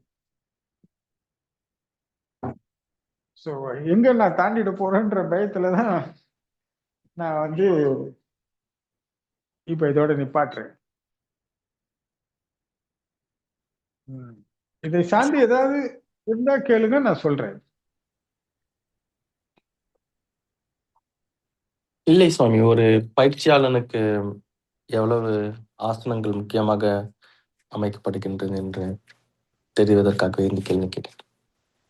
ஒன்றும் இல்லை, கண்டிப்பா. இல்லைன்னா நான் ஒரு வீடியோ வேணா நான் உங்களுக்கு போடுறேன். சப்போஸ் நான் சந்திக்கும் போது காட்டலாம்னு நினைச்சேன். அப்படி இல்லைன்னா நான் உங்களுக்கு ஒரு வீடியோ போடுறேன் செஞ்சு. முதல்ல நான் பயிற்சி செய்யறதுக்கு முன்னாடி என் உடலை பாருங்க. நான் பயிற்சியை முடிக்கிறேன், அதுக்கப்புறம் என் உடலை பாருங்க எப்படி மாறுது அப்படின்னு. ஒரு நல்ல சந்தர்ப்பம் கிடைக்கும் போது, யாருன்னா வீட்டில் இருக்கும்போது இதை நான் செய்கிறேன். செஞ்சு உங்களுக்கு நான் பயிற்சி பண்றதுக்கு முன்னாடி என் உடல் எப்படி இருக்கு, பயிற்சி பண்ண பிறகு என் உடல் எப்படி மாறுது, அந்த எனர்ஜி எப்படி இருக்கு, அந்த ஆற்றல்லாம் பார்த்தீங்கன்னா எனக்கு அப்படியே என் கால்கள்லாம் அப்படியே தூண் மாதிரி ஆயிடும். அவ்வளோ பலம் பெருக்கும். ஸோ அதனால அது முடிஞ்சா அதை வேணா நான் உங்களுக்கு போட்டு காட்டுறேன் ஒரு நாள். இல்லைன்னா நேர்ல சந்திக்கும் போது நான் உங்களுக்கு அதை செஞ்சு காட்டுறேன்.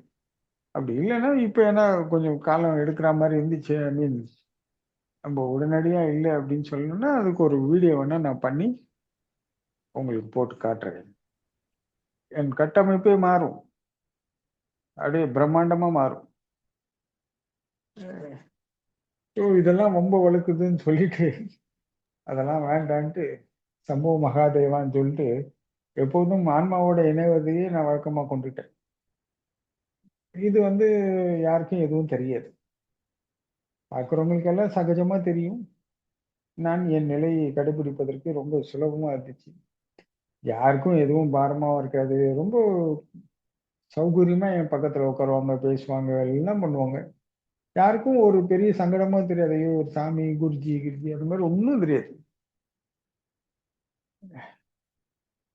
தேவைப்படும் போது மட்டும் நான் அந்த இடத்துக்குள்ள இருந்து வெளியே முழுமையாக நான் நானாக இருப்பேன். மற்ற நாட்கள்ல எல்லாருக்கும் சகஜமா என் கூட கம்ஃபர்டபுளா இருப்பாங்க. ஒன்றும் பெருசாவே தெரியாது. ரொம்ப சௌகரியமா ஃபீல் பண்ணுவாங்க. அதுக்காக நான் என்ன பண்ணேன், இதெல்லாம் கொஞ்சம் குறைச்சி இந்த ஆன்மாவோட இணைதல் தான் முக்கியம்னு சொல்லிட்டு நான் அதுலயே இந்த வெளியே எதுவுமே இல்லை, உள்ளுக்குள்ள மட்டும் எல்லாம் பண்ணிட்டு அப்படியே இருந்தேன். இது இப்போ அவசியம் ஏற்படுறது. இப்போ எனக்கு ஒன்றும் பிரச்சனை இல்லை.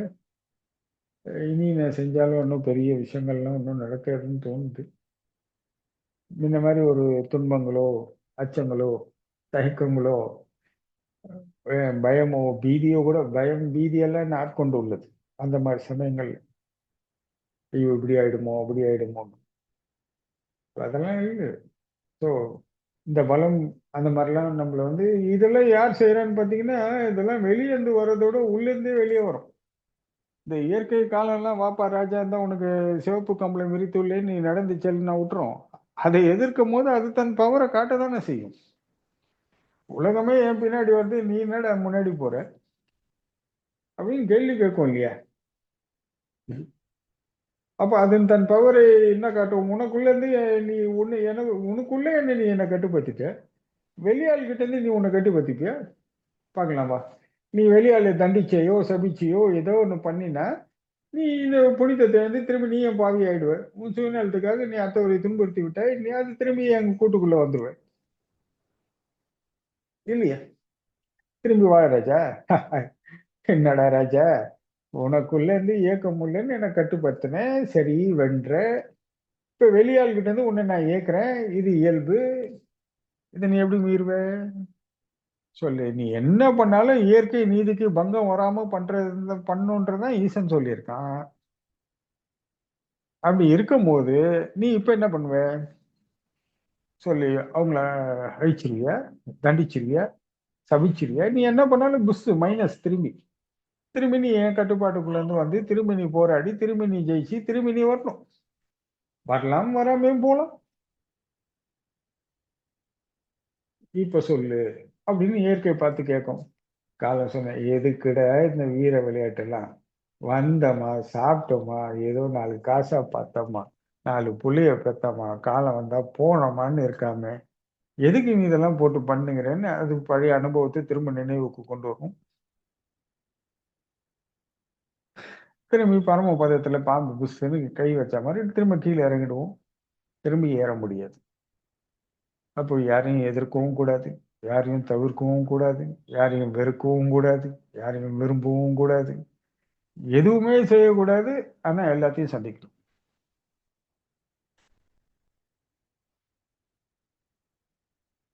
அப்போ நீ யாரா இருக்கணும்? நீ ஒரு சாமானியனை போல் இருந்தா இதுல இருந்து தப்பிக்கிறதுக்கு நிறைய வாய்ப்பு இருக்குன்றதை என் அனுபவத்தின் வாயிலாக நான் ஒரு ஒரு கண்டுபிடிச்சேன். ஒருவேளை தவறுகளே நிகழ்ந்தாலும் தப்பு இல்லைன்ற மாதிரி. அந்த மாதிரி இருந்து செஞ்சா நம்மளாலே அடுத்த கட்டத்துக்கு உயர முடியும். ஸோ இப்ப மக்களுக்கு என்ன, நம்ம வேறுபட்டு தெரியாமல் ஒன்றுபட்டு தெரிந்தால் ஒன்றும் பிரச்சனை இல்லை. ஆனால் வேறுபட்டு தெரிந்தால் எல்லாரோட பார்வையும் வேறுபடுகின்றதுன்றது புரியுது. அதனால் ஒன்றுபட்டே திகழ்வோம். நாம் செய்ய வேண்டியதெல்லாம் உள்ள செஞ்சுக்கலாம், வெளியே எந்த பெருசையும் கொண்டு வர வேண்டாம் அப்படின்னு சொல்லி அதற்காக நான் பல கஷ்ட நஷ்டங்களை பட்டுன்னு தான் இருக்கேன். அந்த பயிற்சிகள்லாம் செய்யாததுனால எனக்கும் உடல் ரீதியாக சில பிரச்சனைகள்லாம் வரதான் செய்யறது. என்ன பண்றது? இப்போ திரும்பவும் இதெல்லாம் ஆரம்பிச்சு திரும்பவும் உடல் பலத்தை இது மாதிரிலாம் பெருக்கிறதுக்கான திரும்ப பயிற்சிகளை செய்யலான்னு முயற்சி பண்ணிட்டு இருக்கேன். பண்ணுவேன். அப்போ உங்களுக்கே தெரியும் என்ன பார்க்கும்போது எப்படி இருக்குன்னு.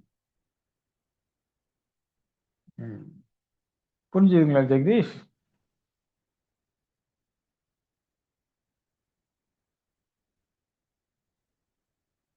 புரிந்தது சுவாமி. ம். நன்றி. நீங்க யோகாசனம், யோக பயிற்சின்றதெல்லாம் நம்ம ஆற்றலையும் நம்ம அறிவை வளர்க்கறதுக்கெல்லாம் முட்ட முடியும். இந்த மாதிரி நிறைய விஷயங்கள் இல்லையா? ம். இந்த உள்ள இருக்கிற இந்த மென்மையை வெளியே கொண்டு வந்து காமிச்சேன்னா என்ன ஆகும்? இந்த மாதிரிலாம் இருக்கும் இல்லையா? ஸோ அந்த மென்மையாவே நாம இருந்தா ஸோ எதிராளிகள் எல்லாம் வணங்குவார்கள், உருகுவார்கள். அது அந்த இடத்துல அந்த சூழல்ல இருந்தா பரவாயில்ல. நம்ம நல்ல ஸ்டைலா ஒரு காஃபி ஷாப்ல உட்காந்து காஃபி சாப்பிட்டு இருக்கும்போது இதை காமிச்சா எதிராளி நம்ப முடியாது. ஏன்னா அவங்களுக்கெல்லாம் ஒரு பதிவுகள் இருக்கு. இப்படிதான் இந்த இடத்துல இப்படி இருக்கும், இந்த இடத்துல இப்படி இருக்கணும்ன்ற மாதிரி தான் இருக்கு. ஆனா நம் சூழல் அப்படி இல்லை. நம்ம எல்லா இடத்துலயும் அப்படிதான் இருக்கணும்ன்ற மாதிரி இருக்கும். ஸோ கடவுள் எல்லா இடத்துலயும் தான் பிரவேசிச்சிருக்கான். தீர்க்கணரை எங்கும் நிறைந்த பரம்பொருள். ஸோ அங்கேயும் கடவுள் இருக்கான், எல்லா இடத்துலயும் இருக்கான்னு நம்ம ஒன்றா சொல்லிக்கலாம். ஆனால் அதை அறியும் திறன் தன்மை, உணரும் தன்மை எல்லாம் அவங்க இப்படிதான் இங்கே தான் இதை உணர முடியுன்ற ஒரு நிலைப்பாட்டில் இருக்கும்போது இதெல்லாம் வேறுபடும், சிரமங்களுக்கு கொடுக்கும். அதற்கேற்ற மாதிரி சுற்றுப்புற சூழல் அந்த எல்லாத்தையும் நாம தான் வடிவமைச்சு எங்கு பாதுகாப்பானதுன்றதெல்லாம் கண்டு அந்த இடங்கள்ல மட்டும் நம்ம பிரவேசிக்க பழகிக்கணும். இதெல்லாம் நாம் தான் முடிவு செய்யணும். புரிஞ்சுதுங்களா ஜெகதீஷ்? புரிந்தது சுவாமி. சரி சரி, சொல்லுங்க வினோத்.